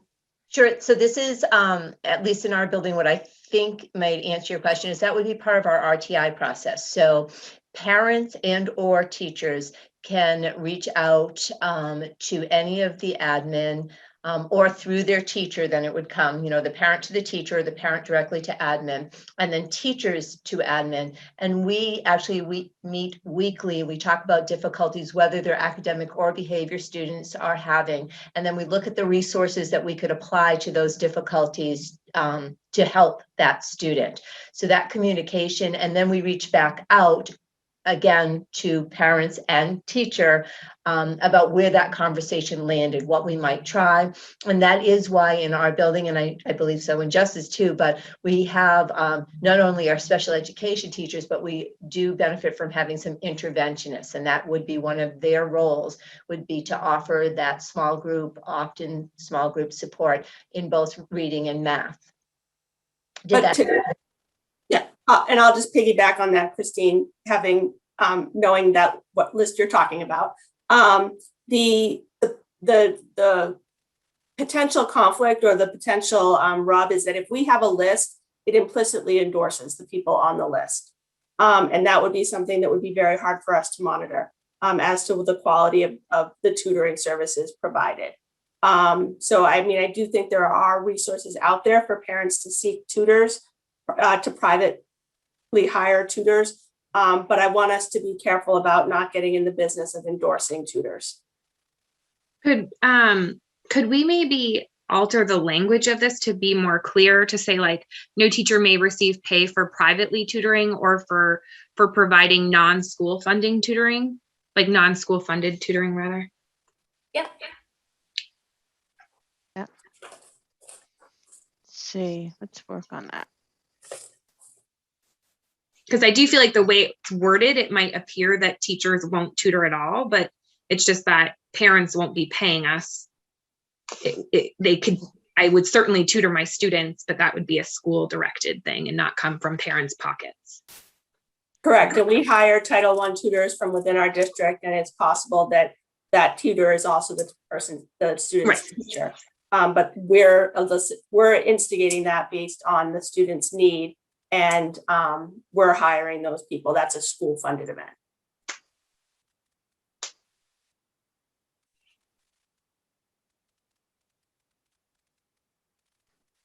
So Jackie, do we want to take this back to the is this something we can work on here and work out that language? Or do you want to send this back to the policy committee for more wording? What do you think? If it is as simple as adding in language that says, this does not apply to, what did you say, Sarah? School funded tutoring. Okay.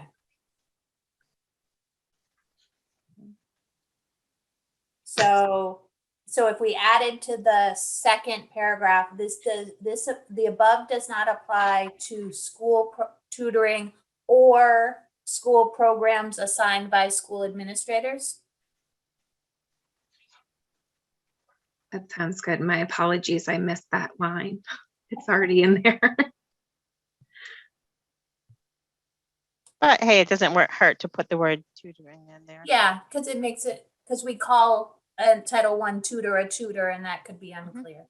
Okay. Any other discussion? Okay, so we have the motion in the second. So motion to accept GDC with the added term tutoring. Christine? Yes. Daniel?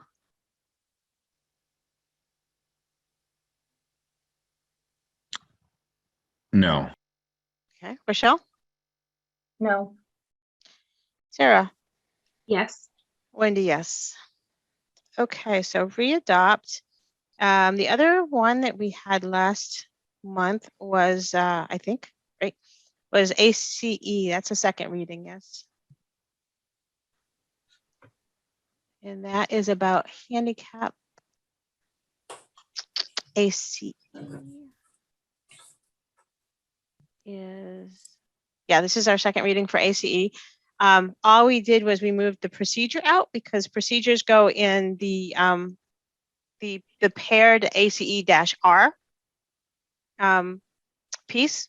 So we've been doing this for years now. The regulations, how the administration administers this goes into the other document, not into the policy. So we pulled that out. Otherwise, it's a readopt. So do I have a motion to accept the readoption of ACE as written? I'll make that motion. Great, Sarah, thank you. Do I have a second? A second. Second, okay. Any discussion? Okay, so roll call vote on ACE. Sarah? Yes. Michelle? Yes. Christine? Yes. Daniel? Yes. And Wendy, yes. Okay. I know this is a long list. We've held a lot during budget season, so we're going to have a bunch the next couple of months, so bear with me.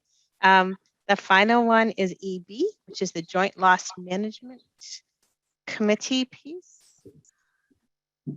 If you compare this to the old one, it's a readopt, but we removed the list of the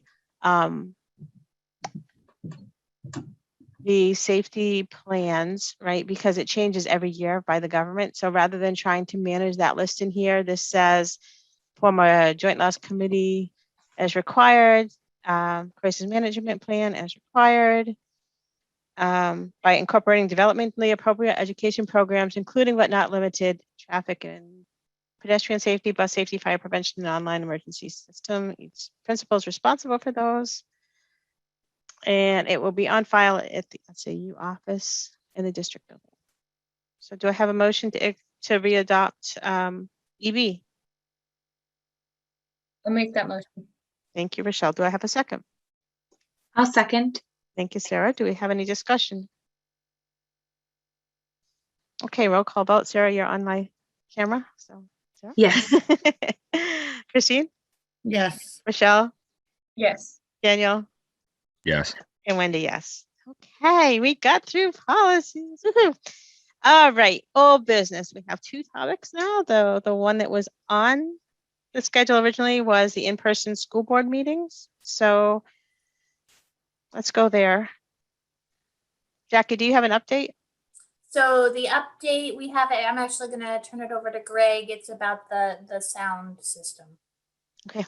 The video system. Okay, we have some good news for a change. The estimated time of arrival of the equipment at the SAU is supposed to be May 3rd. If that occurs, we should be able to make our live stream meeting for May 18th. So that's the catch on it. We got it. If the delivery comes in time, we should be able to make the 18th. Okay. So that means we could do an in-person at the Weare Middle School. So we're still going to have a mass, right? So we're still going to need distance. So we can't do it in the library. So I assume we're talking the cafeteria or the gym. I think the cafeteria probably, but I'd want to work with Sean about where Boys and Girls Club is during the day and how we can best navigate that, but it makes the most sense. Okay. And you know, it wouldn't be a matter of being on Zoom. I know we tried to do the in-person meeting and that was hard with the Zoom cameras and trying to have in-person. And so the live stream aspect does allow us to use Facebook Live or some other avenue to broadcast out. A decision as far as how we take public comments, I think that's a question for the board about how we take. Do you open up to public comment? Right now, you're able to do that. So folks at home watching live stream, can they call in with public comment, email public comment, or do you just take public comment in the room? Okay. All right, so I'm making a list of all the things, all the motions and things we need. So we got public comment. Obviously, masks are going to be an issue because it's in a school that currently requires masks. We're going to have to spread out, so you're going to have a room. That's cafeteria. Anything else I'm missing? We got the sound system. There's live streaming, logistics. Okay, so first thing is public comment. Do we have a thoughts about how we want to handle public comment when we go back in person with live streaming? I'd like to have the option of public comment in person, but also if they're at home, because there could be a variety of reasons why people are at home, and I'd still like them to be able to say something if needed. Or I wanted. think the call-in was a good idea. Call-in. Is that something you can facilitate, Greg and Jackie? We can work through what that will look like. Okay. We will have a way of doing public comment, and it may evolve as we learn more about this system. Sure. and the tools and how we can interface, still with a Zoom or not. But Okay. there'll be a way for public comment if that's what the board wants. Yeah. Do you need a motion for that, or you're just trying to get a polling? Because I agree. I think one of the things that I'm really going to be sad about missing this with this sort of Zoom world that we've been in for the last year is we've had so much more civic engagement than when we have, a half a dozen people that come to our in-person meetings, and it would be a shame to lose that ability. Any other thoughts on public comment?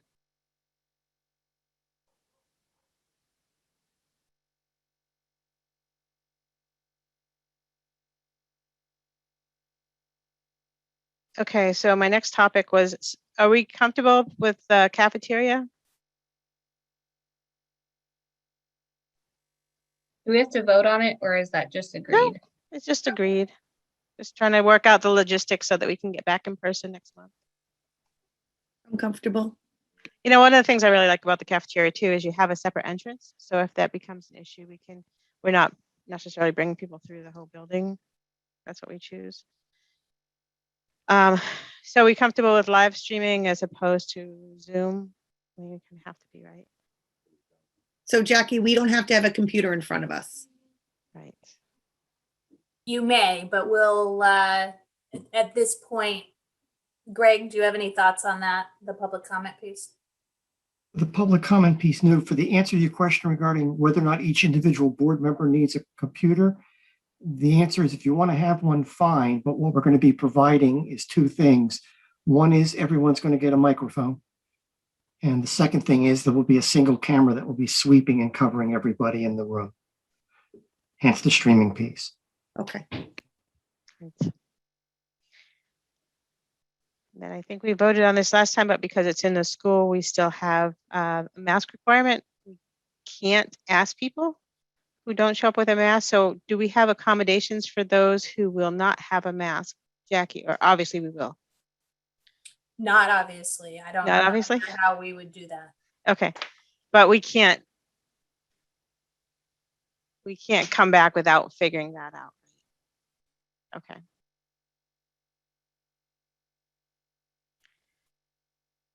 Anybody have thoughts on that? Concerns? Okay. I have a question. So was that, does that mean to be in person, to have an in-person school board meeting, everyone needs to be masked or we have to stay on Zoom? Is that so everyone who, if people have reasons why they can't wear masks, whether it's medical or something, we can't make them wear a mask. And we can't by law ask them why they say they can't wear a mask. But with that said, we can't, for the people who require safety and the school requires safety, we need a way to isolate or distance those people so that we don't put other people at risk by the people who are unable to wear a mask. So that logistical piece needs to be worked out. I know that was very vague. Sorry. Aren't the seats gonna be spaced out? Yes. Because usually it's a mask when you can't be, 6 foot. Yeah. So- well, I think we can. I mean, we did that last time where we were really spread out when we met in the middle school, right? My concern is if we have, I don't know how many people are going to show up, but say we had more than we had for the deliberative session. Say you had like 300 people show up. We might not be able to distance. But right now the school has a mask policy. So we have to figure out how we can work within that policy because we're in the school building. Which is leading into your discussion, right? Right. That's what I was All right, so we need to figure out how we're going to handle that situation. And then we get to be in person next month, which is exciting. So if you're okay with me bringing up my stuff for the next subject. Yeah, so first, so let me just make sure we're done with Jackie. Are you done with everything you needed for the in-person? No. Okay. I mean, I don't know how we can set up in the cafeteria. Mm-hmm. We have camera and microphone. We can live stream. We will be able to take public comment somehow. I do not know how to navigate without hiring, the sound to have 2 rooms going on if that's the road we're going down. So I think we've got everything figured out up until except the mask piece. The mask piece. Okay. And I don't have an answer for that. Could we have an overflow room with a TV set up to watch the live stream? Yeah, I think so the that problem, if we were to go over the physical spacing. I think the problem becomes at least one board member isn't going to have a mask. So she wouldn't be able to participate in the room with us. So I think we're going to have to figure out how to spread out as much as possible in the cafeteria. And you know what, if we have a meeting where we know, I mean, if we're gonna have that many people, we Right. generally have an inkling that that's gonna happen, and Right. we could set up differently. Right. Okay, so we'll just set up with distancing to minimize the contact with. Right. I think in the cafeteria is a pretty big space. Yep. And if I may, just because of lunches, we can fit 100 people in the caf at 6 feet distance. Okay. So it would seem that would be a comfortable enough location for the sizes we're used to. Okay. Do we just want to plan on always being in the cafeteria for that reason? I think that's for this year, right? Who knows what the fall is going to look like? But I think that's a fair shot. And right, we'll get the setup down, and I think that would be easy. If for some reason there was a bigger meeting, we would go to the gymnasium. Mm-hmm. Okay. Does that help, Jackie? Okay. All right. So Rochelle wanted to talk about masks in schools. And I think this is a point of order. This is, and totally talk everything you want to talk about. I think we can't make a motion on something that wasn't on the agenda. Is that accurate? Or we shouldn't, because we haven't noticed the public to be able to comment on it. Is that accurate or no? Is that just a? It is the board's prerogative. Okay. I do think, I don't know what kind of motion is coming. Okay. Or any motion, if it's just a discussion. We try not to have something on the agenda that wasn't posted that is significant. Okay. But again, that's the board's prerogative. Okay. Sounds good. All right, Rochelle, go ahead. So my point for bringing it up obviously is because, the governor never mandated them for schools, and then he lifted it for, the state. But all of that completely aside, I've drove by the school many times, and students aren't wearing masks or social distancing at recess.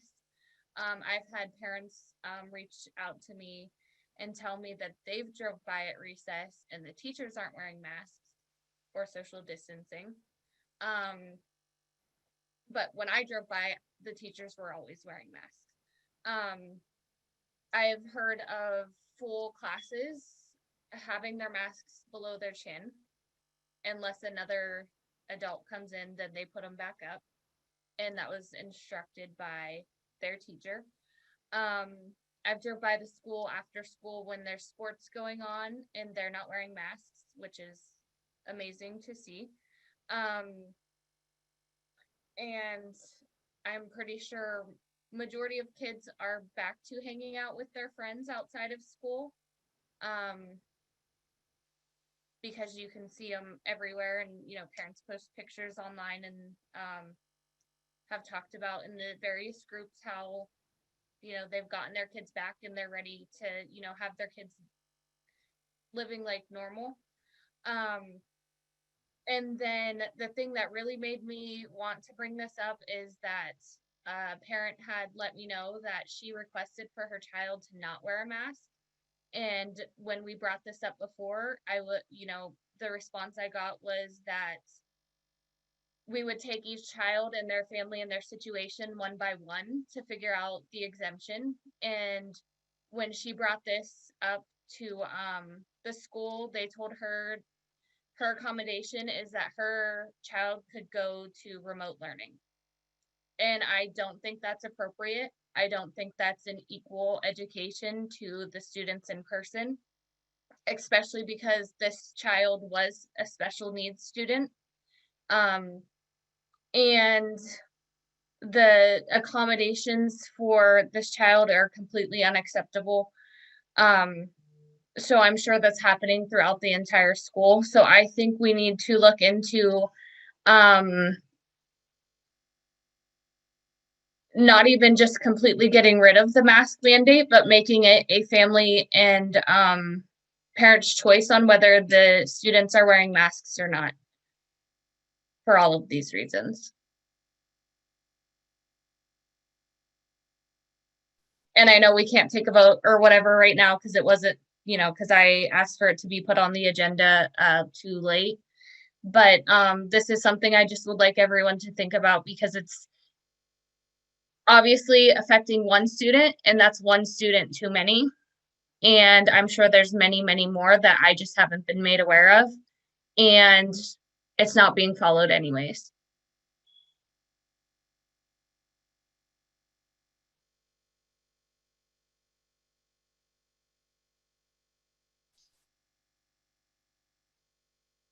I'm just sort of processing. So I know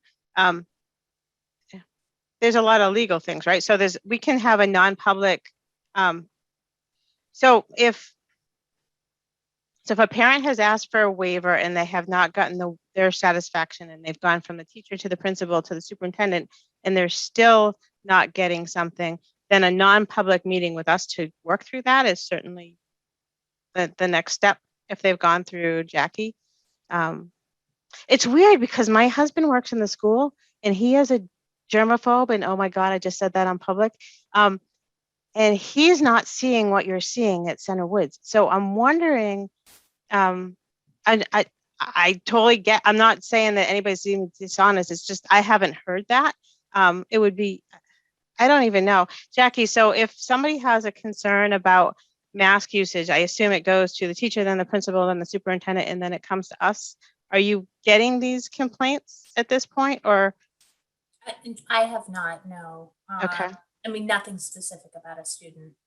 Okay. My thought, going back to when we were doing the reopening plans, we had to figure out where to seek guidance. And we decided, and the plans I presented had DHHS as our guidance on public health epidemiology. I certainly do not have that expertise.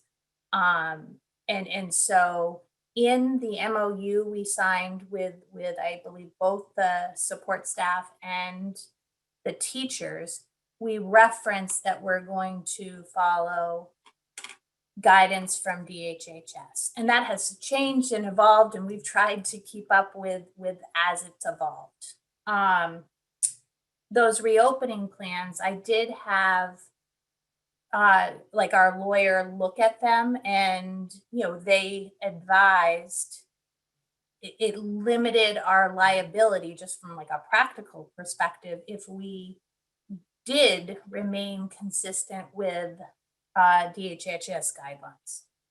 And it provides that fallback. So if DHHS changes their guidelines, and they are guidelines, right? It's not a legal mandate.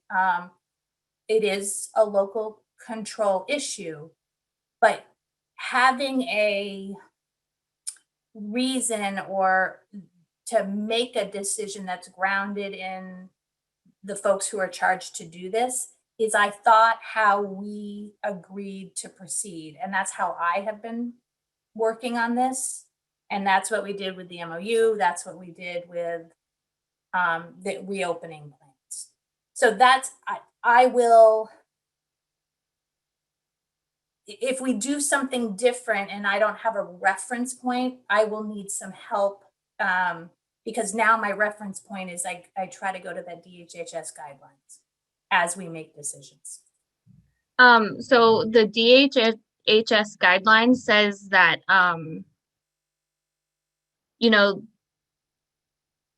that it's the determination of the local schools. It specifically says that each school district should make that decision for themselves, and how to address students with disabilities, underlying health conditions, and students who don't want to wear a mask. It doesn't say to have everyone wearing a mask, and their suggested places for them wearing a mask is entering and leaving the school building on the bus, and traveling in hallways. And these aren't like requirements, it specifically says recommendations. And then also says traveling in the hallways between classrooms and the bathroom, and then engaged in classroom activities where the students come closer than 3 feet. And our students are closer than 3 feet now that we've brought everyone back at the middle school. Not everyone, but we have a lot of examples. So that's exactly what I was going to reference, the same thing. Yeah. And it But is, those aren't requirements, they're recommendations. and I didn't say it was requirements. I've said it's definitely not a legal mandate and that it is local control. What I'm saying is, what do you base it on if you don't base it on recommendations from DHHS? I think having a recommendation for masks would be the best thing, and then giving the families the option to not wear a mask. You know, we recommend the masks, and then if they choose not to wear a mask for whatever reason, then they don't. So I do think, though, before we, and obviously we're not going to decide this tonight, but I do think a very important role in this is our teachers and our staff. And they have to have a say, because it's not just what one family wants to do, that they're impacting our staff, right? So we need buy-in. If we were going to go down that route, we need buy-in from both unions at Midmore and the administration. Also, Wendy, I think another consideration, there's a lot of parents who sent their kids back because of the guidelines that were already in place. Mm-hmm. And so I think that needs to be taken into consideration also, that families may want people masked around their children also. You can't control somebody else's body. You can't tell somebody else to wear a mask because it makes you feel safer. Rochelle, that's just not what I'm the way it saying. is. What I'm saying is some parents chose to take their children out of Learn at Home based upon the guidelines that they had in place at the time. And by changing it now, you're changing what they were sending their children back to. I didn't say anything about controlling anybody else's body. You I think specifically said that you that they wanted other people's kids to wear a mask around theirs. That's actually exactly what you said. No, but what I'm saying is based on the guidelines that we had, that was the understanding. So they were understanding that other people were wearing the masks. I am not I personally totally get saying that. anything. So that's done. I think we have to also, based on conversations I've had with our school nurse and the amazing triple duty they've been doing with contact tracing, I would like to know what impact removing masks within the 3 feet space would have on the nurses, and whether we have the timing and the staffing to be able to follow up on the contact tracing, which is, as I understand, mandated. Well, There are schools that have been open with no masks and no social distancing, and they have had less outbreaks and positive cases in their school than Weare has. So the masks and the social distancing isn't really doing any good. Well, we also have to compare apples to apples, right? So I don't know if that school is in the same type of distance as we are. It's the same size of school as ours, the same density. It's hard to compare. You know, Manchester has a way worse situation than we have. It doesn't mean that what we're doing is that much better than them, right? Sorry, Daniel, I know you were trying to talk. We're all talking. Go ahead. that's okay. I was just responding to where the comment that was made about parents sending their children based off of there being mask mandates and all the social distancing. But it seems to me that it shouldn't be okay for one family to get an answer, well, you can just go virtual, when, oh, well, those parents were sending their kids back under the assumption then it would have to be okay for them to also be said, hey, well, you can go virtual because we've changed, so that's just not a correct answer. I think what Rochelle's asking here is a a middle ground somewhere, because we need the mask mandate. You know, we need to accommodate people who have exceptions without saying, well, hey, you can just go back home, and, you know, that want to have their kids in school, because they are paying taxes for that. They do want their kids to have that in-person education, and we should be able to find ways to accommodate that, you know, as a school. And, you know, so you can't look at this by it's going to offend one group or it's going to offend another group, because there has to be a happy medium here somewhere, and not everyone's going to be happy. That's just the bottom line. And I to echo that point, you know, I think we have been trying to be in that, I don't know about happy medium, but medium. And I think as many people have made decisions to do learn at home because we don't have enough protections in place, as folks who think we have too many. And so we have been very definitely trying to, you know, find that place where, you know, we can all move forward. I got as many, well, actually got more, you know, thank you for reiterating that we will be wearing masks, I got a couple folks who, you know, were upset that I sent that message out. But that's probably just because they know nothing's going to change. But I'd also like to add the fact that we have a childcare right here in town that has never had masks for children or adults and have never had an outbreak right here in Weare.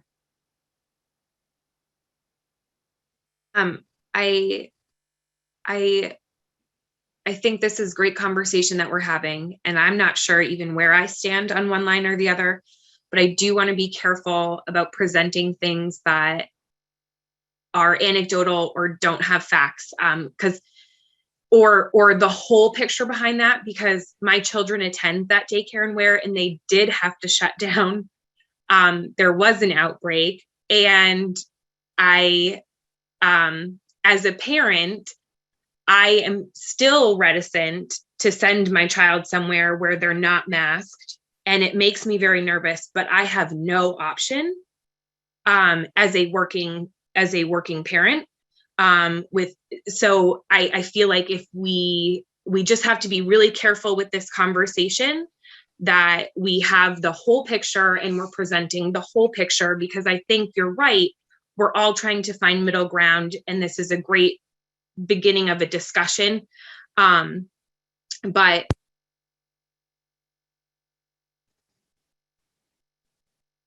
Oh no, we lost your voice. Sarah, you're muted somehow. No, she said she was having issues with her vocal, and she made it through most of the meeting. I understand too where she's coming from. Maybe she can get her mic back, but we actually have an actual case of someone who's not been accommodated. But we don't. Uh, We have hearsay because it hasn't come before the board at this point. So if that person wants to come and She skipped the board and she went straight to the state. Now it's in front of the state.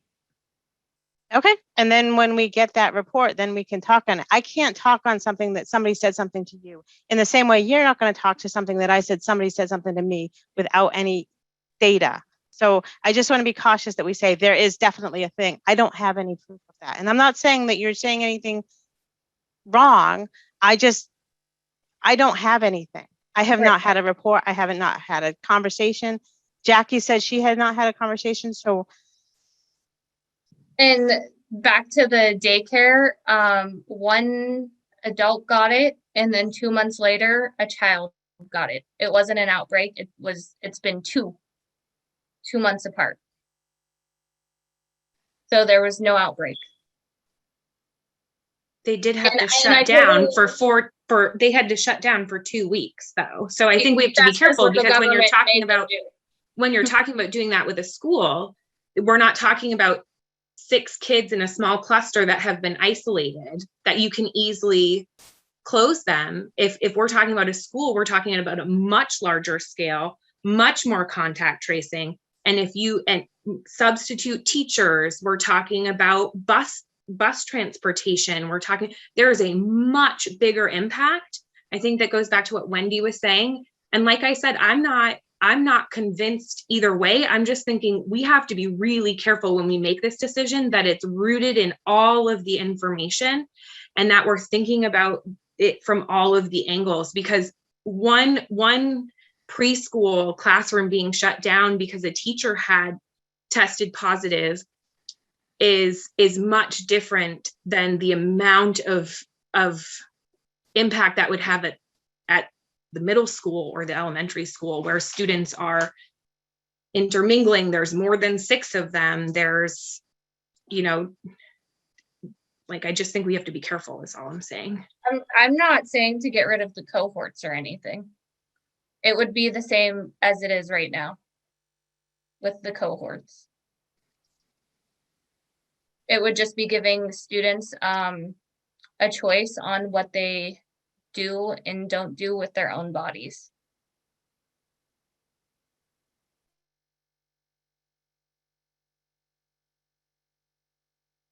I think that term is just challenging for me because we do have things that we have to do with their bodies, right? They have to wear clothes. They have to get certain vaccines in order to come to our school without a waiver, right? So it's not like this is a new thing. So if we want to say mass should be an individual decision without regard to the larger population, that's a statement. But I think saying kids are allowed to do with what they want with their bodies is just, it's a little problematic for me. It's a parental choice. I'm sorry, I can't hear you up. It's a parental choice. To wear clothes? To get vaccines, to put medical devices over their face. And yeah, to wear clothes.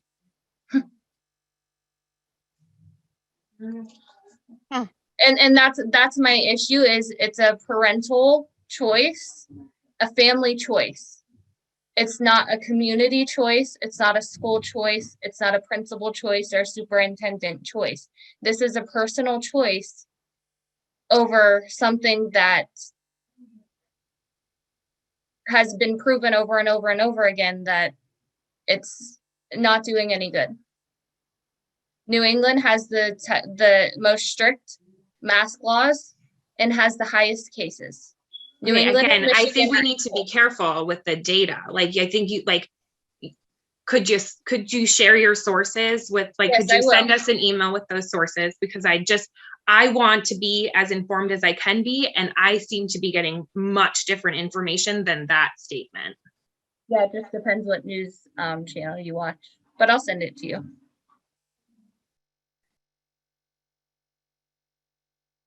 Okay, is there anything else you wanted to talk about masks? I would like to also add it to the next agenda so we can actually take a vote. Mm-hmm. Does that need to be seconded, or is that? No, I'll second no. that. So the last thing we have is when we say reports proposals for future agenda, that's where you give anything you want on the future agenda. So we'll add masks to copier analysis. And that will give parents the ability to come and give their input. It certainly will give people an opportunity to share some facts and do their own research. I'd like to encourage parents and families to reach out on either side with your opinion so that we can know from all sides how the families are feeling.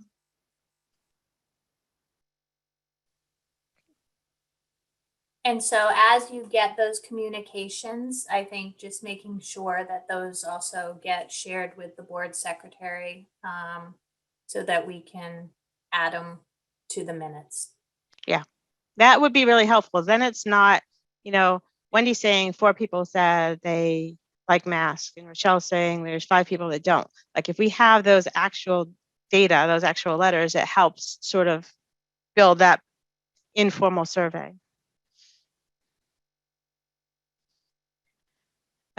Okay, so new business. You want to adopt the school calendar?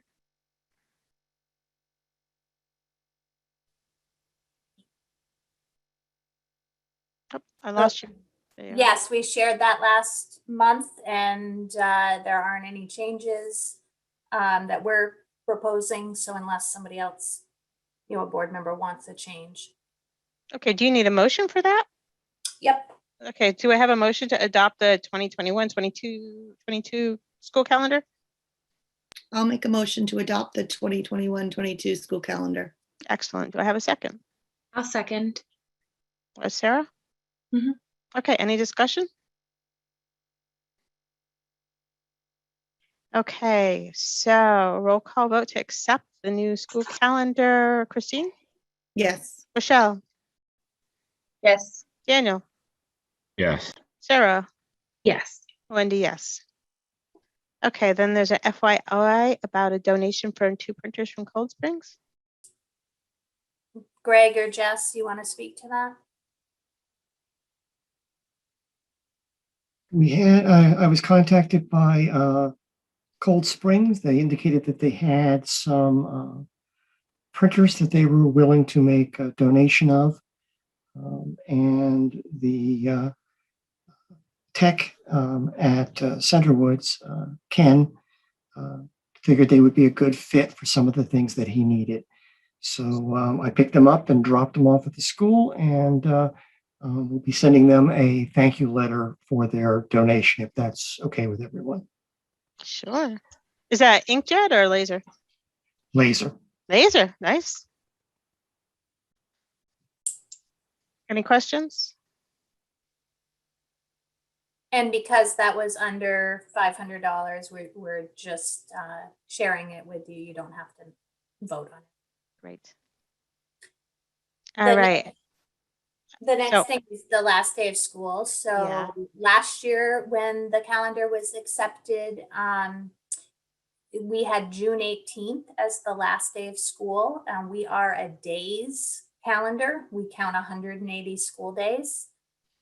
This year, the governor provided 3 work days for teachers that were in lieu of 3 student days, so that actually students could go to school 177 days.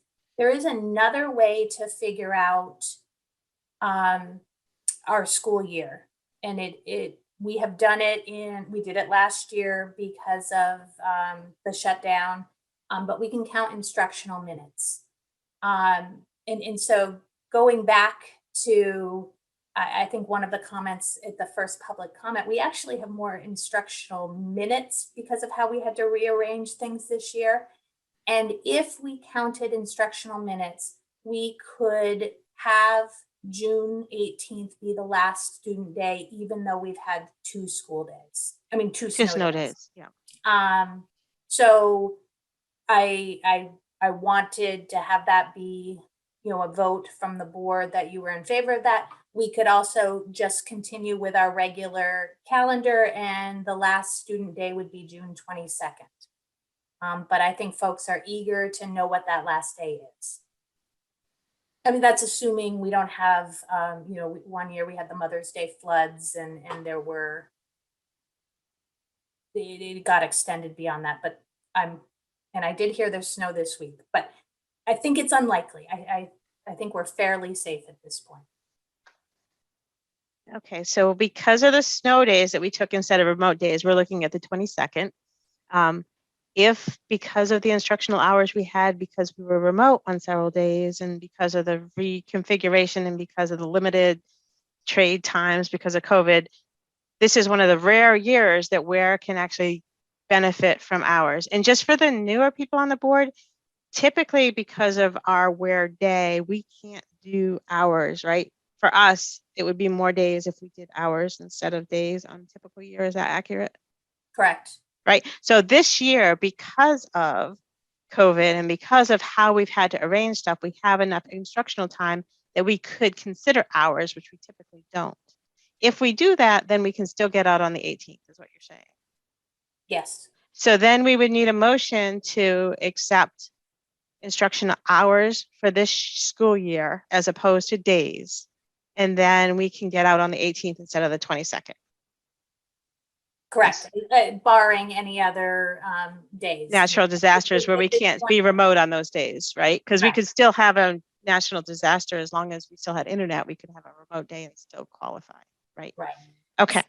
And for example, voting day, John Stark will be voting on the John Stark budget and using the Weare facility. So that will be a remote day for Upper L and Weare Middle School on May 11th. But Right. that'll still count as an instruction. Right. Okay. Do I have a motion for us to use instructional hours to calculate our school year for the 2020-2021 school year? I'll make that motion. Excellent. Do we have a second? I'll second if nobody else does. Okay. So now, Yeah, all me right. neither. So let's have a discussion and keep in mind parents and teachers are watching. Do we want them to go 4 extra days or do we not want them to go 4? No, I'm just kidding. All right. So do we have any discussion around this?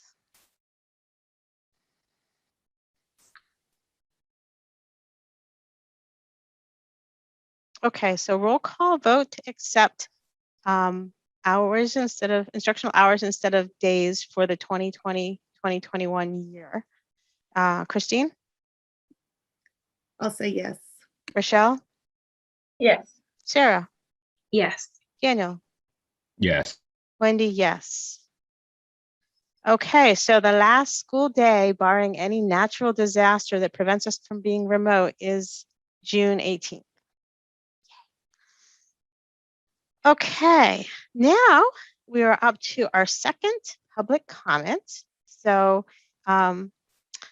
just do a hand raise. You can do that either from the reaction button if you have the newer Zoom, or if you open the participant window, you'll see a little hand by your name. Click on that. I've got 2 already. So Krista. Hi everyone, my name is Krista Edmonds and I am the owner of Where We Grow Childcare, the childcare center that is going without masks for our children and our adults. And I just want to make sure that I clear up a misconception that we have had an outbreak. We have not had an outbreak at our childcare center. We had one teacher have a positive case in January, and we had to shut down because the state requires us to, because our children and teachers were exposed. And then in February, at the end of February, we had a child test positive for COVID. And again, we had to shut down because the state makes us because of exposure. But we absolutely have never had an outbreak at our center. So I just wanted to make sure that was cleared up. And, just we're doing great without our masks. And I hope that everybody can come to an agreement that is good for everyone. Thank you.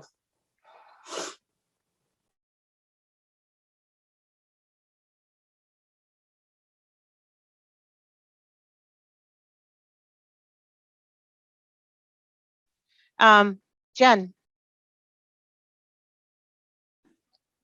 Hi everyone, Jen Pavelio on Meadow Drive in Weare, and I just wanted to make a quick comment regarding this whole conversation that we're all having about mask usage. Just within the past week, the number of cases of COVID-19 that kids have been diagnosed with, the cases have increased by 25% in the past week. So there is more exposure. Kids, fortunately, I guess for them, when they are exposed, they don't tend to exhibit symptoms, but they can spread it around. So I think that we need to take into consideration the teachers and the staff that work at the schools. It's not just the kids, but if that's what the teachers and staff need to feel safe to be able to go to work and educate our kids, that they should have that taken into consideration. And that's it. Thanks. Thank you. Nicole? Hi. 2 things. One, I have kids across the school district in 2 different schools. And a board member mentioned earlier that kids are all back to playing with their friends. And that's not an accurate statement. I do not have kids at my house that are not living immediately with me. We are still practicing social distancing. We are still practicing mask wearing. So that is not an accurate statement for all parents. Second, as the board knows, I was one of the biggest supporters of the Learn at Home program. I fought very hard to have that program in place. With that being said, eventually I did send all my kids back to school full time because I felt like it was safe. I felt like our schools were practicing safe mask usage. All 3 of my kids have never had an instance where they're talking about teachers not wearing masks or students not wearing masks. Every day they come home and report, because I'm asking, that things are being done properly. So from my kids who are actually in school, that usage is being done properly. And I did send my kids back to school on the premise that was made to us, masks were being worn. So at least for this school year, and that's all I'm talking about is these next 2.5 months, I think it's very important that the school board takes that into consideration, that those of us who attend these board meetings, that those parents who are very informed and stay active in this conversation, that those decisions are looked at and upheld, quite frankly, because it is essentially a promise. We do elect a school board based on those discussions being made. And we also, when we're told one thing, that one thing should be abided by with the current situation. And that's all I'm talking about is this school year. So I have to say, it's very scary to hear that there could potentially not be masks for the rest of the school year. And the science shows masks work when both parties are wearing masks, not one. So I really hope that the board takes this into consideration, especially knowing everything we do now. Masks do work, and there are still some of us out there that are practicing those safe things. And, we are looking to our schools to keep our kids safe. So I really appreciate your time. Thank you. Thank you, Nicole. Jessica. Hi, thank you. Jessica Fuller. Just a quick question. Just curious. If a student were to show up to school tomorrow without a mask and then refuse to put one on, what would happen to that student? It's a good question. I think we probably should start with the principals. Or Jess, do you want, Jackie, do you want to feel that universally? I'm guessing it's different when we have a kindergartner versus an 8th grader, but. Every situation is different. But if they have a documented reason why, they can't use a mask and they have worked, their family works on a plan with the nurse on that, then he goes to school. That's not a refusal. What we talked about, if there's a refusal, we work with the family, but refusing becomes a behavioral issue. Maybe I can make it more specific because I can use it specifically with my family. My son is deaf, has a severe speech impediment, is recommended by his pediatrician not to wear masks, and that was one of the exemptions, both federally and state. So if he were to show up to school tomorrow and I notified his nurse and his teacher that he is uncomfortable wearing his mask and it is hindering his education, would he have repercussions or be sent home or get a phone call or anything? If there was a plan that the team had worked on, absolutely not. No. Okay, thank you. Priscilla. Hello, it's actually Steve, but it's on the other account. Okay. On mine. All right. No, I guess like to argue against the mask because my kid comes home every day and tells me that he's got a stinking headache and he's been unable to do stuff because he's had that mask on his face all day. And honestly, if we won't talk about the science, right? A while ago, the Danish did a study, right, where they had 6,000 adults roughly. I got it pulled up here. And so after about a month, so 1.8% of the people that wore the masks got infected. The people that did not wear the masks were at 2.1. So arguably, I mean, that's almost nothing in terms of actual prevention, right? And if we go into terms of survival rate, we're looking in the upper 99s for children alone. I don't think there's been a single case of a child giving coronavirus to an adult and the adult dying from said coronavirus. And I mean, honestly, that's where I'm at. I'm just kind of against it. I am for the opinion that we should make it optional for people. If people feel the need to wear a mask, right? If they want to go in and wear a mask, then I mean, more power to you, right? Why not? But I feel for those of us that don't want it or don't want to have their kids wear it, they should have the option to not wear it, and not only not wear it, probably not be segregated from the rest of the student body in a weird way. If you know what I'm getting at. Okay, thank you. All right. Anyone else? All right. Nice long meeting. Let's see. So Does the board get a chance to comment? I'm sorry. Sure. Okay, I just wanted to take a moment to apologize for my misspeak about Where We Grow. I was trying to make the point that as a parent, it does concern me, and also that as someone involved in the education system, I do know that a public school system is very different than childcare. I did not in any way, shape, or form mean to convey the false, like I did not mean to make it sound like Where We Grow is not the wonderful place that it is. I'm happy my children are there. Do I wish the kids were wearing masks? Would I feel more comfortable? Yes, but I know that Krista is doing wonderful things to keep them safe and to keep them healthy, which is why they, have had such great success. And I think that's what we as board members want to make sure we do for all of the kids in our public school, which is a lot. It's just a different entity. And so I just want to say thank you to Krista, and we love Where We Grow. And I'm really sorry if it came out in any other way than what I was trying to say. It's just that, if they had to shut down twice, what would that look like at a public school where it wasn't as easy to follow and adhere to rules? So I'm really sorry, and I hope everyone understands that. Great. All right, so we're up to school board member reports, proposals for future agenda. We have the transportation study. We have the copier analysis, the costs for copiers, and then we have the consideration of removing the mask mandate. Is there anything else that we need on a future agenda?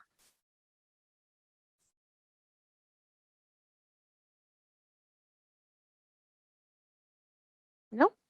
Okay, so we are going to go to non-public. We have some personnel issues. Our next meeting date is May 18th, and it will be in person at the middle school. So we will be live streaming for those who are unable to come. We'll go back to non-public. We'll do the non-public thingy. And then if we have to come back and make a motion, we'll do that in public here. But other than that, we're done for the day. So y'all can go enjoy your evening. Okay, so thank you for your time and your consideration. I assume, Jackie, you're setting up a breakout room.